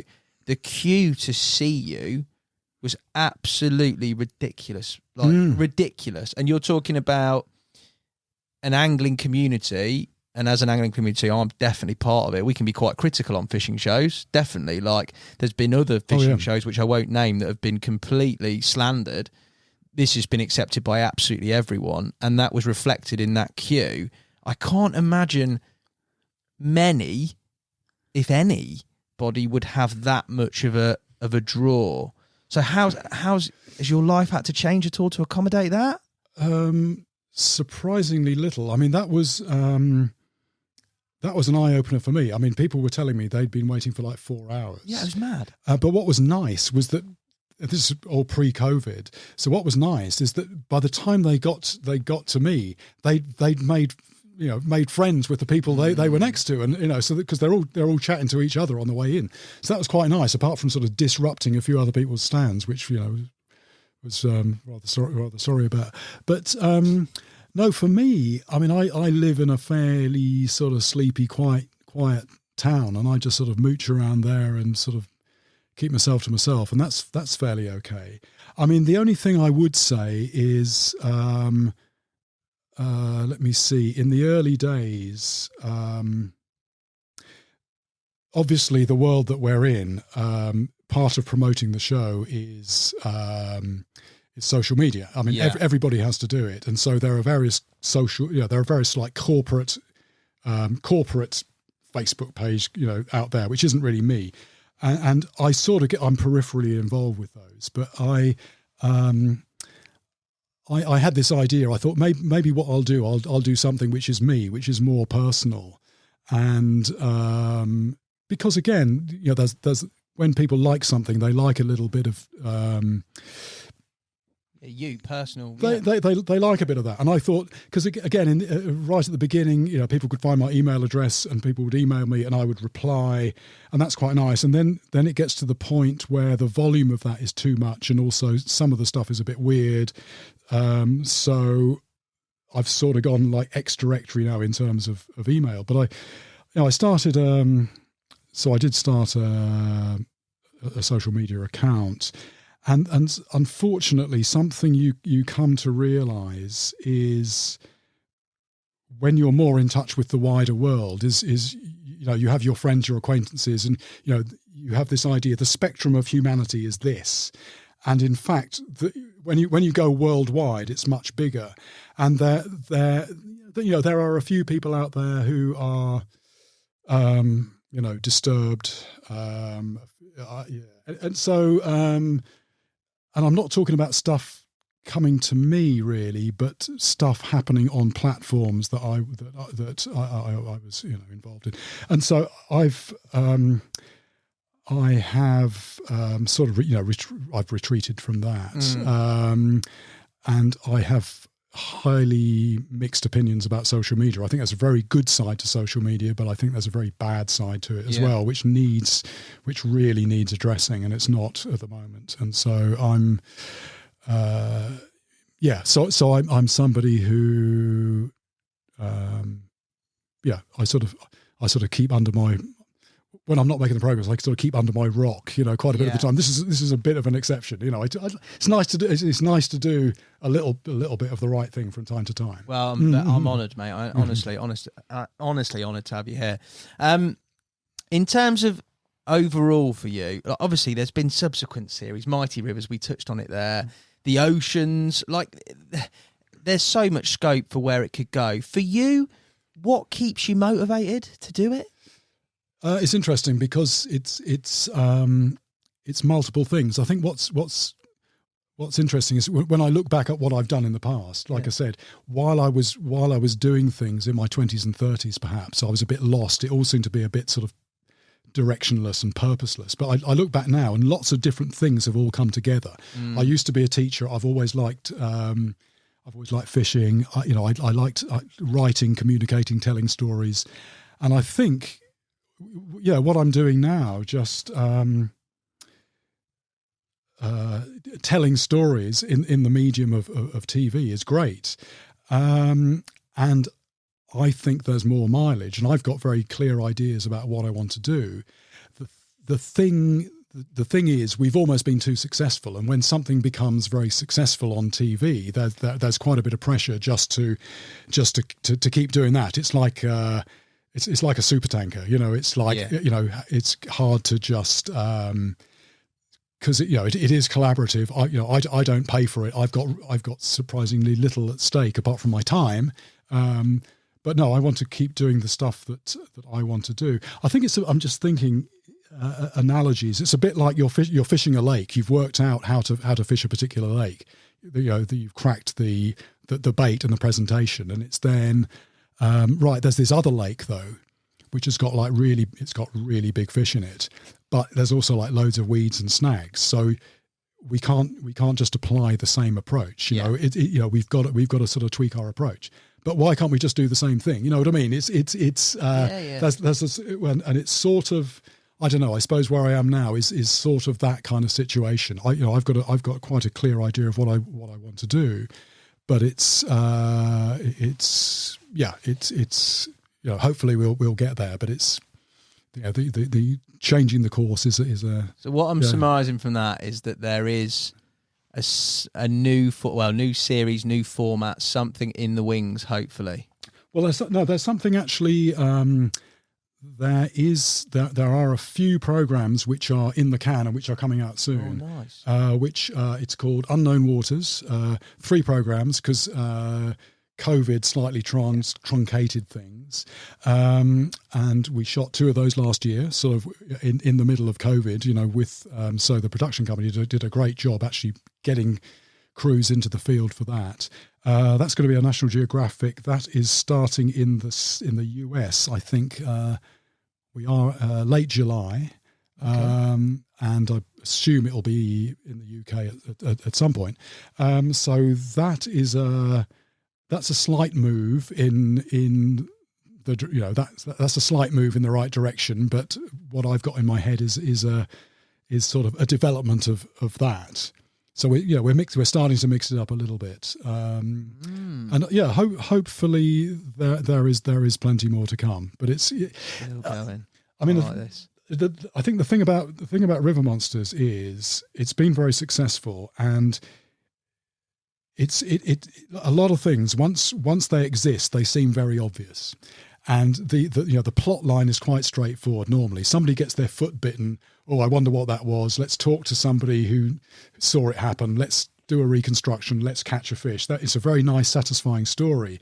And there's various other little elements. I mean, there's lots of other elements in there which I love, which only really came to me later. It's like, here's this thing. It looks hideous. It looks ugly. Why don't you kill it when you catch it? Well, actually, it's not the fish's fault. It just made a mistake. It thought that foot in front of its face was like a small fish. So it's like or it was defending its young or something like that. It's the fault of the person for not understanding what's in the water. That's the sort of the unspoken. So there's, the misunderstood monster. There's lots of little elements in there. But it's, we know what it is.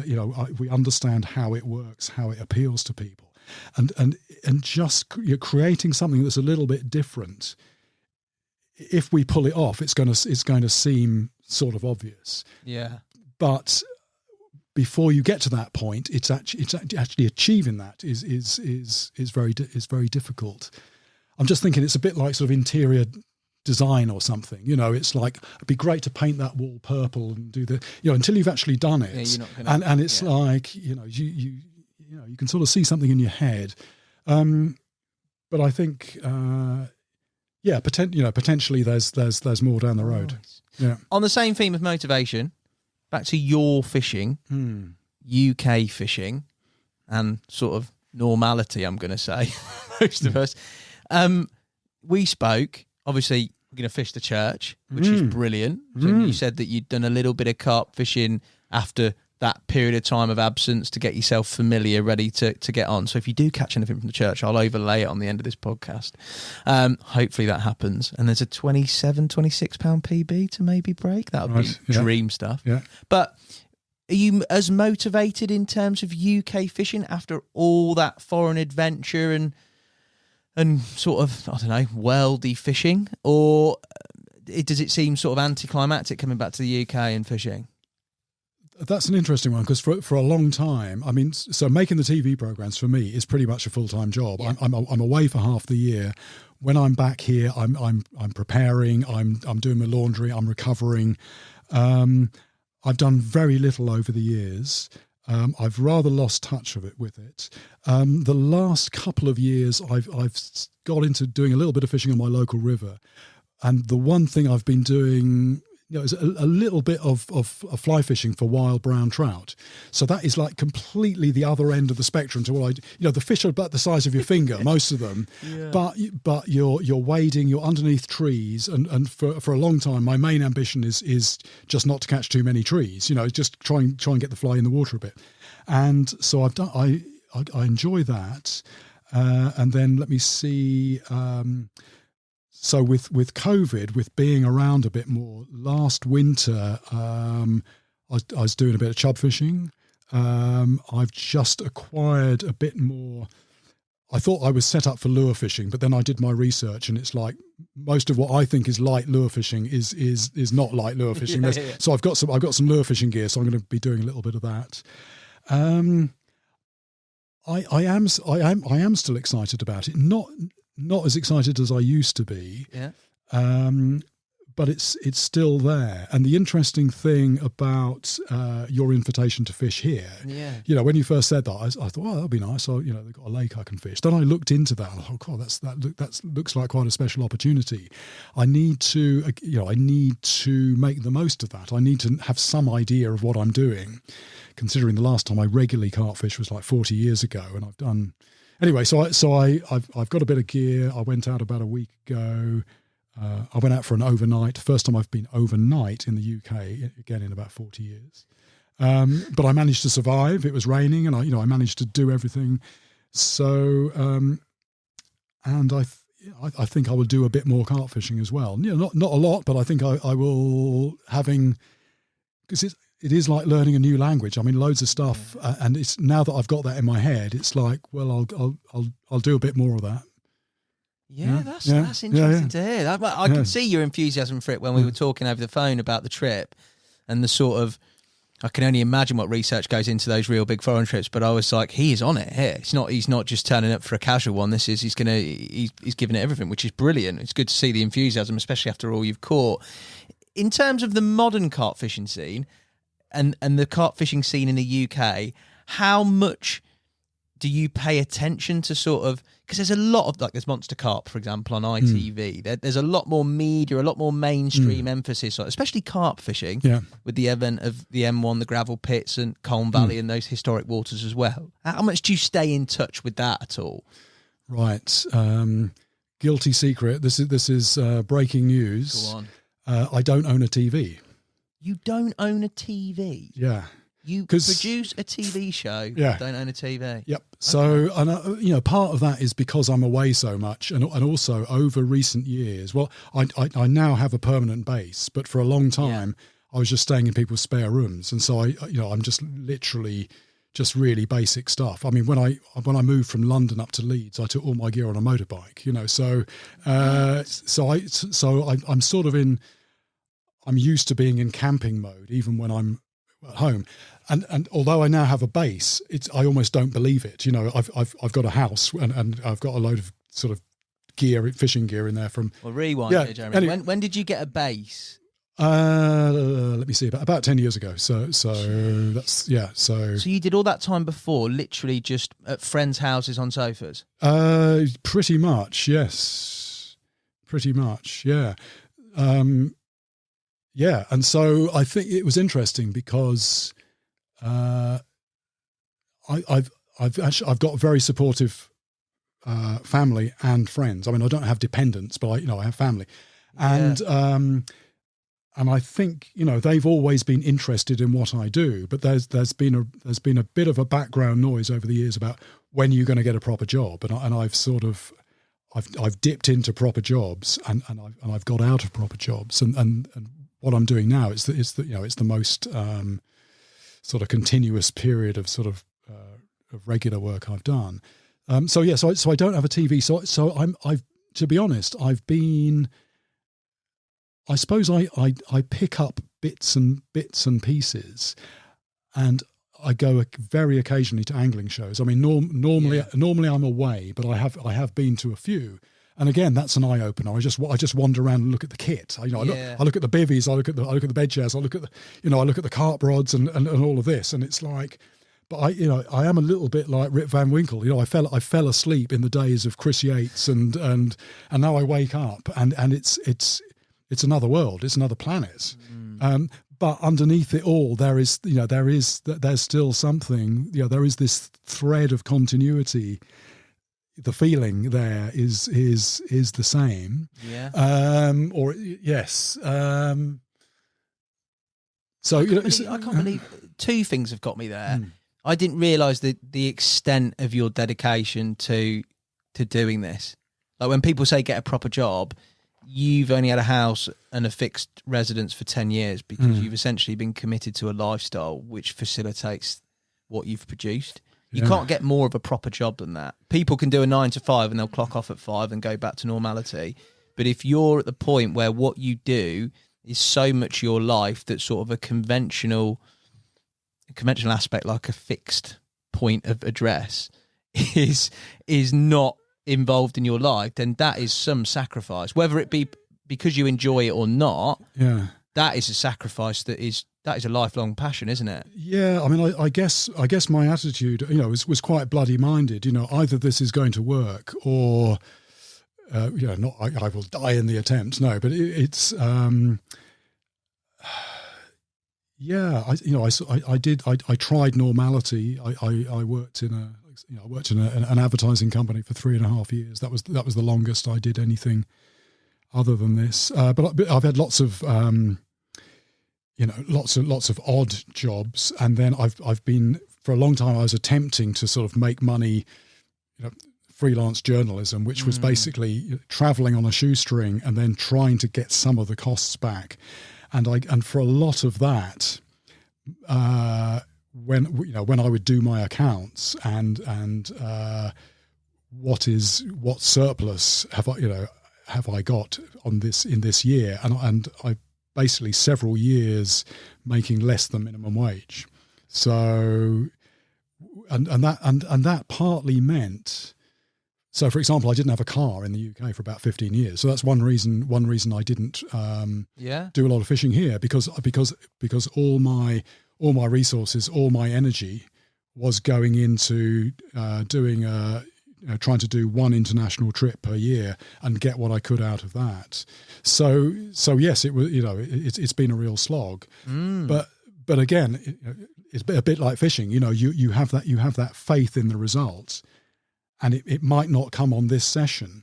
If somebody told you you're going to have to wait 20 years, you go, right, forget that. I'll do something else, because you always have. Every time you're fishing, in theory, it should be that your line is in the water. Something could happen at any moment. You have the confidence that the bait is in the right place. All of that, the presentation's good. And it's like that in life, I guess, as well. I think you're being very modest, mate. It's an incredible mindset, but it's also incredible dedication. I don't think at any point you had a plan B, though, did you? Do you know, more realistic is, I think I almost deliberately, painted myself into a corner. Yeah. Because my CV, it was just all over the place. I would...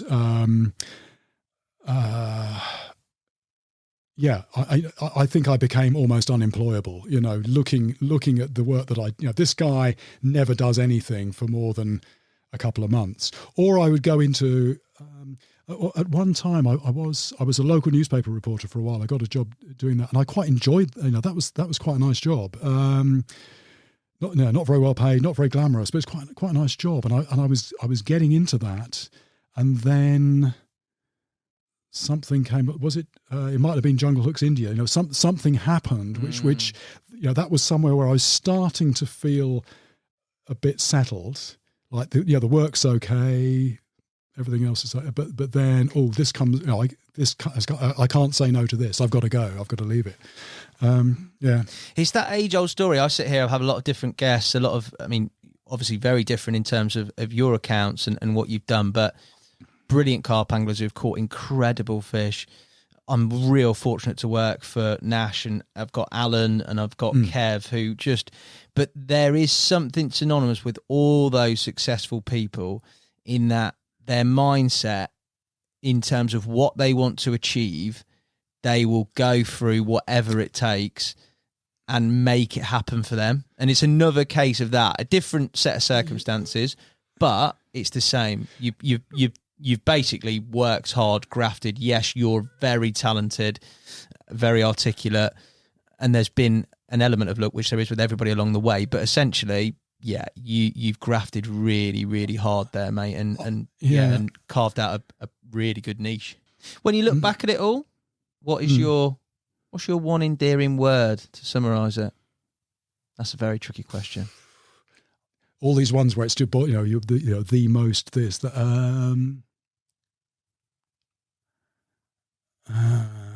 This is good. I've got the man thinking. Yeah. Was it determinate? I don't know. I think I'm just. I mentioned sort of like bloody minded. Just sort of. This looks like it's a waste of time, but I'm just going to keep, a little bit sort of contrarian, a little bit like it's sort of swimming against the flow. Yeah. It's like. Yeah, but I think stories. Everybody's life is a story, and here's an interesting thing. So I'm just thinking about, for instance, when I caught malaria, or when something goes wrong. Having a background as a writer and now in TV, one thing that kept me going when I was traveling, if you're traveling and something goes wrong, if you're a writer, there's part of you that thinks, oh my God, this is terrible. I want this to end. There's another part of you that is actually thinking, this is great material. This is brilliant. How many people does this happen to? And so I think sometimes I'm not saying being reckless, but and again, we do this on TV to an extent. What would happen if we do this? We can either sit here and do nothing, or we can push the boundaries a bit. Fishing's like that as well, isn't it? Like, so much comes back to fishing. This is the way I fish. This is the way I fish. Think of the hair rig, different baits, all these different. It's always one person thinking, what if I did that? And instead of just thinking about it, you do it. And some things are so counterintuitive. That's never going to work. And actually, in my fishing, it's like that. It's what would be my word? It would be just try it. Just try it. And the chances are it will fail. Even if it fails, it's potentially a good story, and you are gathering information. Because with fishing, if I go somewhere and I'm never going to go to that place again, but if I have an idea and if I've got time, well, what about if I try doing this? I would rather try that and it didn't work than end up several thousand miles away at home thinking, God, if only I'd tried that, it might have worked. Regrets are the worst, aren't they? Regrets. So it's the things that you, just do those things. Having said that, I don't live up to that across my entire life. I concentrate that into my fishing and my traveling. And again, I would say the people who know me quite well, there is an incredibly lazy side to me as well. When I come back from a shoot, I will sort of go into a state of collapse often. And for 2 or 3 days, you can justify that. It's like, you've earned it. You haven't been sleeping for a week. You can justify it. Yeah. But there is a side of me that can sink into inactivity, where I have to force myself to get out of it. I love it. I love the contrast. Like, normally, somebody jet setting around, fishing for crazy fish, sort of, and doing all that is out of their comfort zone. That is your comfort zone because you've done it in aspects for a long time. And then being sort of, I'm not going to say normal life, but being back home in different various settings down Sainsbury's with somebody's kids going, it's Jeremy Wade. That is like the opposite of comfort zone. It's like, it's different. You'd rather be at home doing whatever, recovering. It is a bit weird. One thing that sums it up, one time I came back from the Congo. I went into Cheltenham, and then at the end of the evening, couldn't find where I'd left the car, and I'd successfully navigated the world's second biggest rainforest, and then I get lost in a sort of provincial English town. So it's like,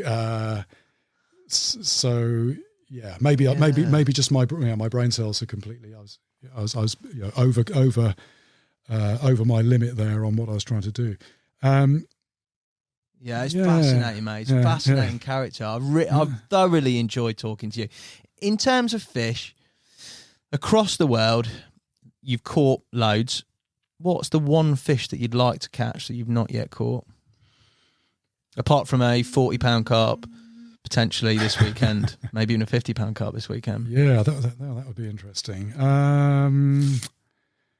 There's a few. I sort of tend to get a little bit, to use a pun, I tend to get a little bit coy when I'm asked this question, because it's like some of those fish might be a future episode. So, but no, there's a fish called a Chinese seerfish, and I've actually caught one of those, but it was in a sort of one of these it wasn't in the wild, but they're weird fish. There's a wolf barb in Laos. There's a few others, but there's not very many. I was going to say, anything in salt water? Salt water doesn't interest me so much. I think it's mostly been done in salt water. Well, I say that. And also, again, salt water, to me, it's not so much about the angler. You tend to need a big boat and a skipper and all of that, and you're a bit more of a passenger in salt water. There's another expert who you're sort of parasitizing, and you're going through the motions, but it's their knowledge very often. So there are big fish in salt water, but fresh water to me is more mysterious. It's it's. And I think that goes back to being a kid. It's that feeling that I used to get in the local river where there's just pike and chub down there. I still remember. It's the same feeling, and I get it. I get it in freshwater. I don't. Not really so much in. Not so much in saltwater, because you can see. It's even if you can't personally, like Jacques Cousteau filmed it, or it's been done. It's interesting. I've thoroughly enjoyed this, Jeremy. It's brilliant. I could chat to you for hours. The only thing left is the quick fire questions. And what I normally do is some very carp specific ones, which I will do probably if we ever chat again, because you'll be a fully fledged modern day carper by then after this experience, I'm sure. But I've tailored some questions just for you. You can be as lavish and creative with the answers as possible. I was going to say quick. I'm not very good at quick fire. I'm normally multiple tangents, but I'll do my best. The fact that you've come in, you've got free reign. I've even bought 3 lots of treats on the table here just to cater for you: buttons, caramel buttons, and flapjacks. And we've hardly started them. So that's me all out. That is okay. Fishing. Would you rather go home or away? Interestingly, I do loads of away, because most times I go somewhere, I have a few days, I'll never go there again. What I miss is what I had as a kid, to an extent, where you get to know one water and you see it in all its moods, you see it through the year. I've not done that for a long time, so I'm maybe starting to do that now. So I think home has real appeal at the moment. Arapaima or tarpon? You've got to pick one. Arapaima. Well, there's no hesitation there, Jeremy. No hesitation. They are just so fascinating. And one thing that sums that up is, with fish, it depends where they are, and in terms of, so Arapaima can be really stupid. They can be really easy to catch, or they can be ridiculously difficult, like ridiculously. One example, I might have time. I've spent a lot of time with Arapaima fishermen, people who go out and net them, who hunt them. And when they're hunted, they just, they know that, like carp, they know they're being hunted. They know what the traps are. They know how to circumvent those traps. So Arapaima, a bunch of people, they go to a lake. It's maybe the size of a football field.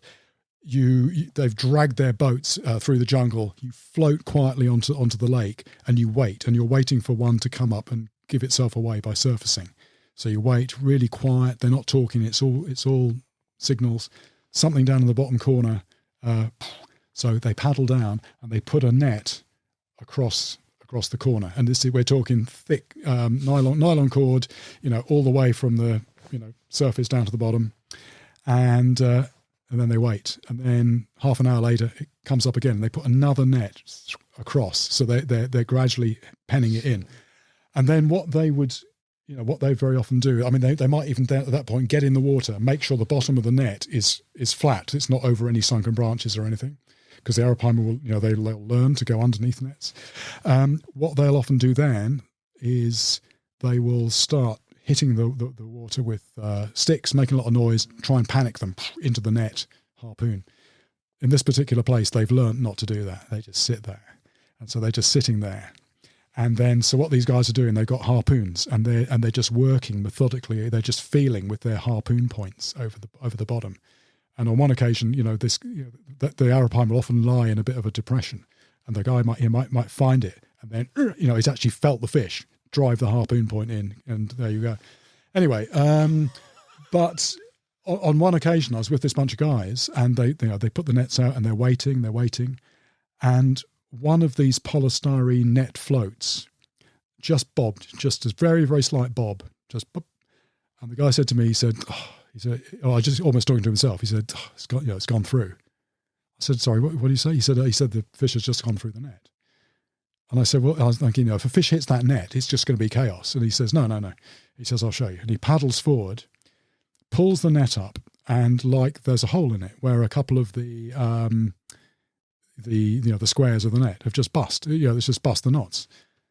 I go, how did it do that? He says, what they'll do, they will come up, they will put their nose in in one of the meshes, and then they will expand their head, and they will just bust the net. And being quite a long, streamlined fish, they then just quietly, like a submarine, they'll just swim through. And we're talking 6 or 8 feet of water, so not very deep. So this is, they're in stealth mode. These fish are just so clever that they'll do that, and it's just like, this is ridiculous. This is almost supernatural for a fish. But I think it's the ability of all fish to, the idea of goldfish having a 20-second memory or whatever it is. Animals generally, fish, including fish, have this sort of associative learning. If something's dangerous, they learn that it's dangerous. They still have to feed, so that, they learn how to avoid this dangerous thing, and this can be to a ridiculous level. And I've seen with carp how they will react to certain rigs. Again, when certain rigs are new, the fish, no problem at all. They've learned to soon clue up. Yeah. And so Arapaima have this. But again, I'm sure tarpon in the right situation will learn. But and of course, obviously, it's interesting thing with an Arapaima. Arapaima is not catch and release, but they've seen how other fish, they've learned catch and release, and adds another layer because that fish, once bitten, twice shy. The ability to learn is that much more. So anyway, that's my very long answer to your short question. Arapaima, yeah. Bait fishing, lure fishing, or fly fishing. You can only pick one method. I do lots of bait fishing. I suppose my go-to measure is a big lump of dead fish just lobbed into a river. And I do that quite. It sounds very unscientific, but which it is. Well, it's heavy gear. I suppose what I do a lot is I fish a lot of big rivers, a lot of powerful rivers, and what I'm looking for is a way to fish where I don't need very much lead. So it's like a natural place where that bait would settle. And if it's a natural place where the bait's going to settle, that's a natural place where a fish is going to expect it. And often you've got to play around quite a bit. But I suppose now I've got to the point where I can sort of read a river, and I'll sort of know. I've a lot of past experience. It's quite a good shortcut there. Having said that, I'm not a very good fly angler. Competent, semi-competent, but I think lures. I like lures. I like single-handed baitcaster rod. 6-foot rod, little multiplier reel, and surface lures like a propeller bait that's sort of like chugging across the surface, and something like a peacock bass in clear water, and you just see it coming up from the bottom. Maybe the water's like 12 foot deep, but something just locking onto it like a missile, and just very exciting, and you're trying to flick it under trees, and that's nice. Yeah. One angler, past or present, that you'd like to fish with. Well, I gather you're showing me around this afternoon, so there we go. So, that's a dream in itself. I'm not sure for who, Jeremy, not for you. We'll see what the result is. Yes.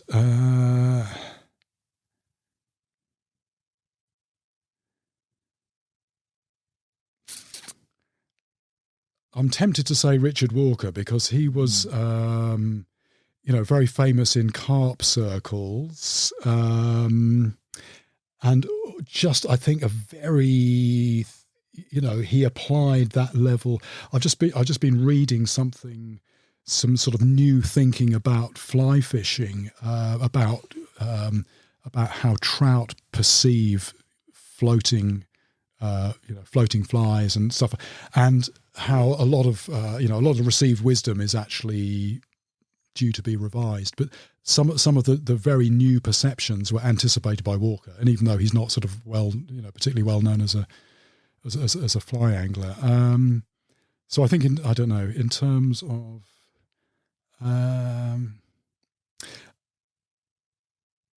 or when I was growing up on the Suffolk Stour, when I fished there, the local legend was a guy called Frankie Page, and he was the local. We don't have them anymore. He was the local cobbler, and he.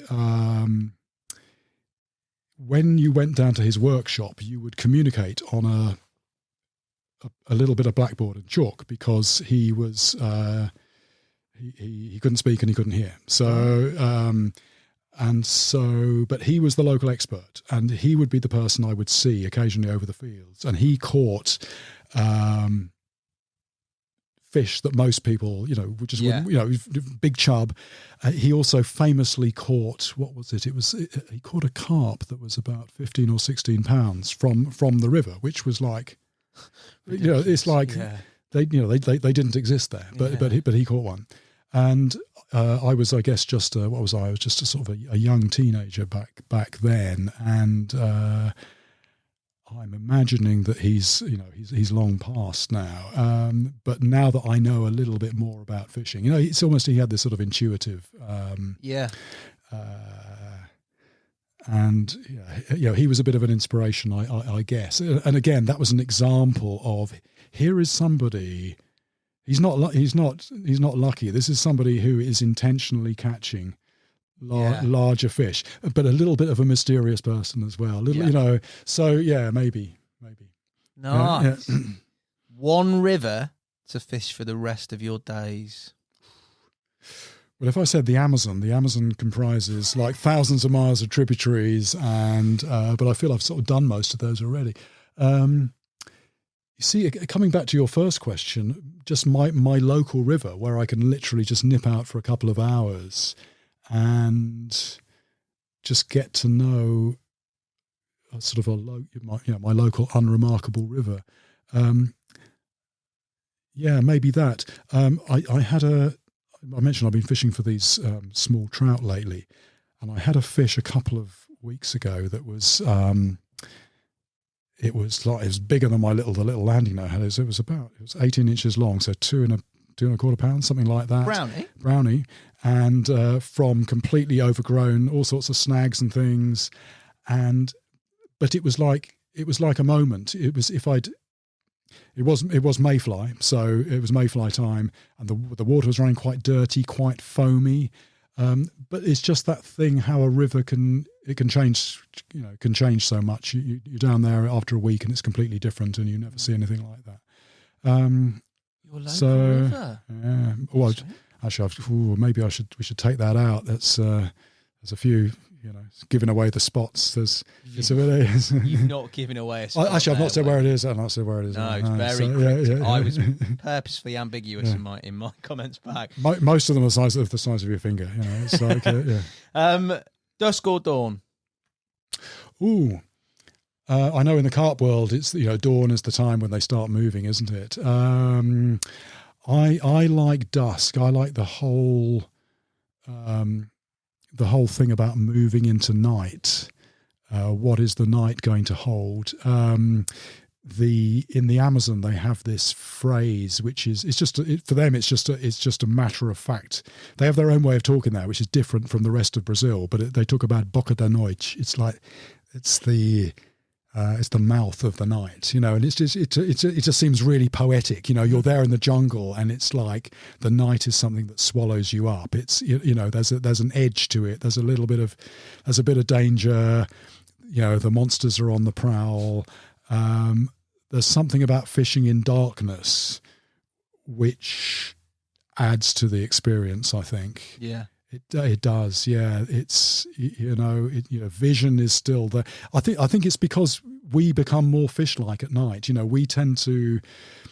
One thing I try and do a lot is put myself almost into the mind of a fish, and of course, fish, they do rely on vision, but they are a lot more tactile, and it's their senses are very different. So I think fishing at night, you're almost more in tune with the fish. You're in that world of touch and vibration, and so it has that atmosphere.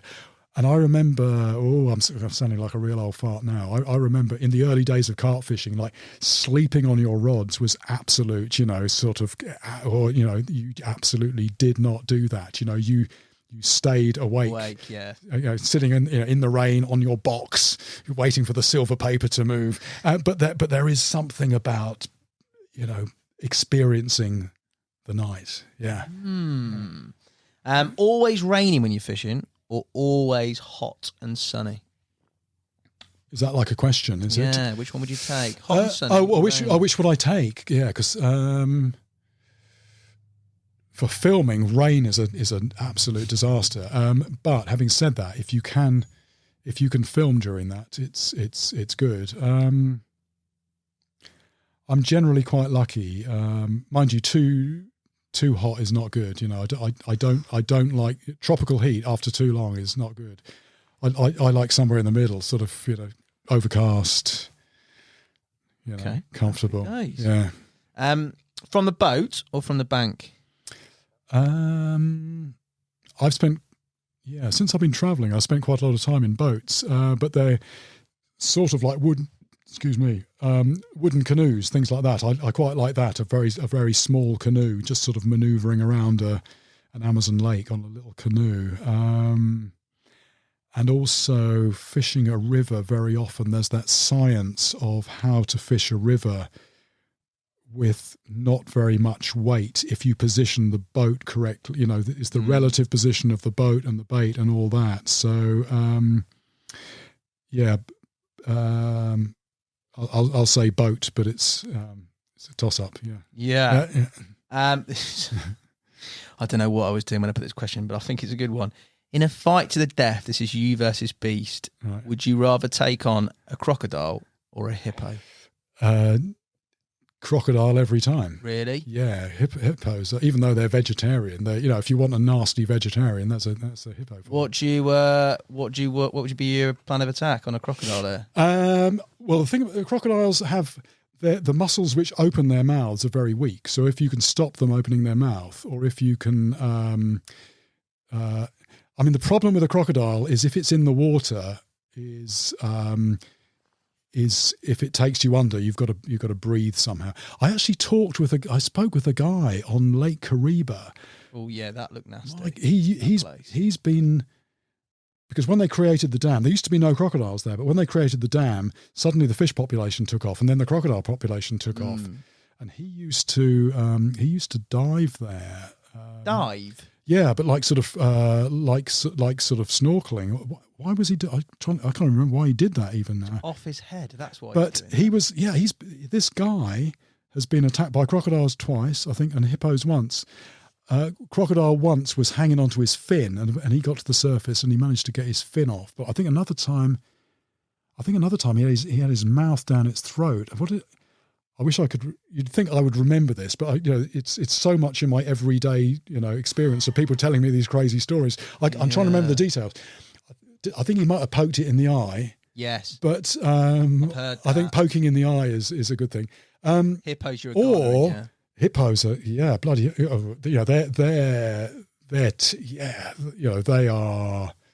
Yeah, keep away from hippos. I don't know if I should say this here. I once sexually assaulted a crocodile. Did you? Yeah. What? Just because it came at you? No, it was all in the cause of science. So what happened was this was in Australia. I was going to say, of course, but no, I was with an English scientist, and we basically went out to try to capture a crocodile, and the idea was we were going to do all the usual thing, measure it, weigh it, identify it by clipping one of the scales, and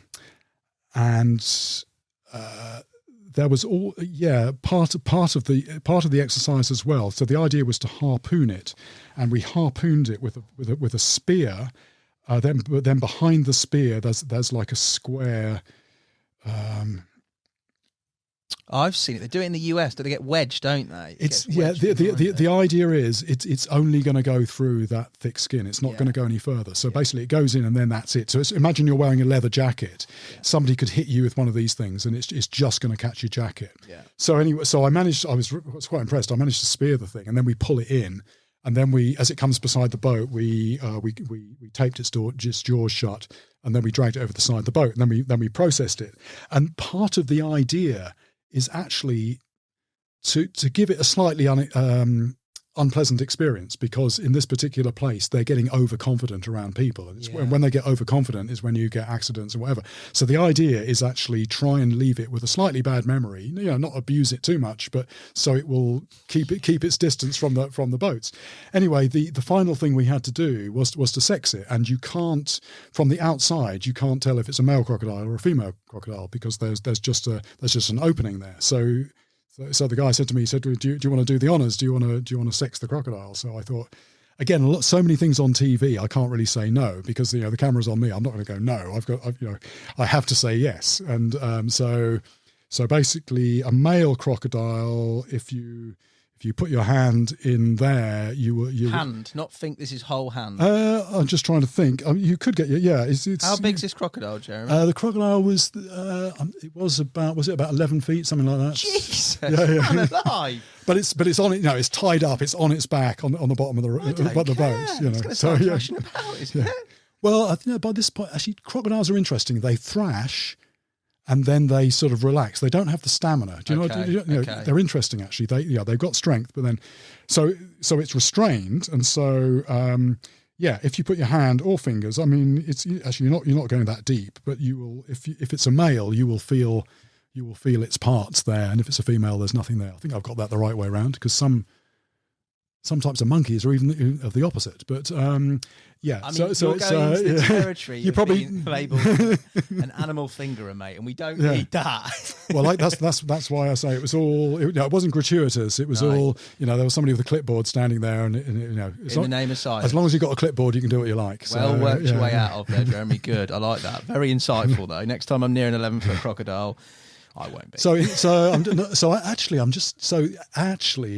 I'm just following this train of thought. So if you are wrestling with a crocodile and you can't reach its eye to poke its eye out, if you could, if it's a male crocodile, if you can find its genitals and then you just hang on to that and twist it really hard, it might let go of you. But actually, if you're down there, it's not got hold of you anyway. But you might distract it enough so that you can swim away. Even if you hadn't have given me all that background, I would actually back you in a fight with a crocodile, Jeremy. I wouldn't back me in a fight. I'll tell you that now. But thank you for the answer. Right, final question. Date night with the missus or significant other, or pack your bags and go on a brand new fishing adventure? I suppose I've been fairly well spoilt in terms of fishing opportunities. I thought you were going to say date nights there. Well, no. I think that would be my answer, because I am particularly blessed in having this so many memories, so many experiences of fishing all over the place, and there's a bit of a downside of that, and it's hard to imagine that there is a downside, but a downside of sorts is that my social life has suffered, because I am all over the place a lot. Yeah. My normal life is a little bit fragmented. So any an opportunity to have a bit of a sort of temporary pretense at normal life, even if it's only for an evening, would sort of. This turned into podcast Tinder. You're going to get so many requests with that. It's going to be ridiculous. But I'm There'll be housewives everywhere, Jeremy. I'm busy from now on anyway. So really good for you. Jeremy, I cannot thank you enough for coming on. I'm very much looking forward to what the weekend has in store on that lake for you. Hopefully a PB, fingers crossed, touch wood and everything else. But again, my utmost thank you. Thank you all for watching. Thank you all for listening. Please subscribe, leave a comment and review. And I think everybody can wholeheartedly say, mate, what a brilliant podcast that was. I've thoroughly enjoyed it. It's been fun. It's taken me down memory lane. It's been nice to chat. We're going to go and fish now. Very much looking forward to that. Thanks everybody for listening. I've left out loads, but I've gone on for too long. But No, you haven't. thank you. Top man. Thank you, Jeremy.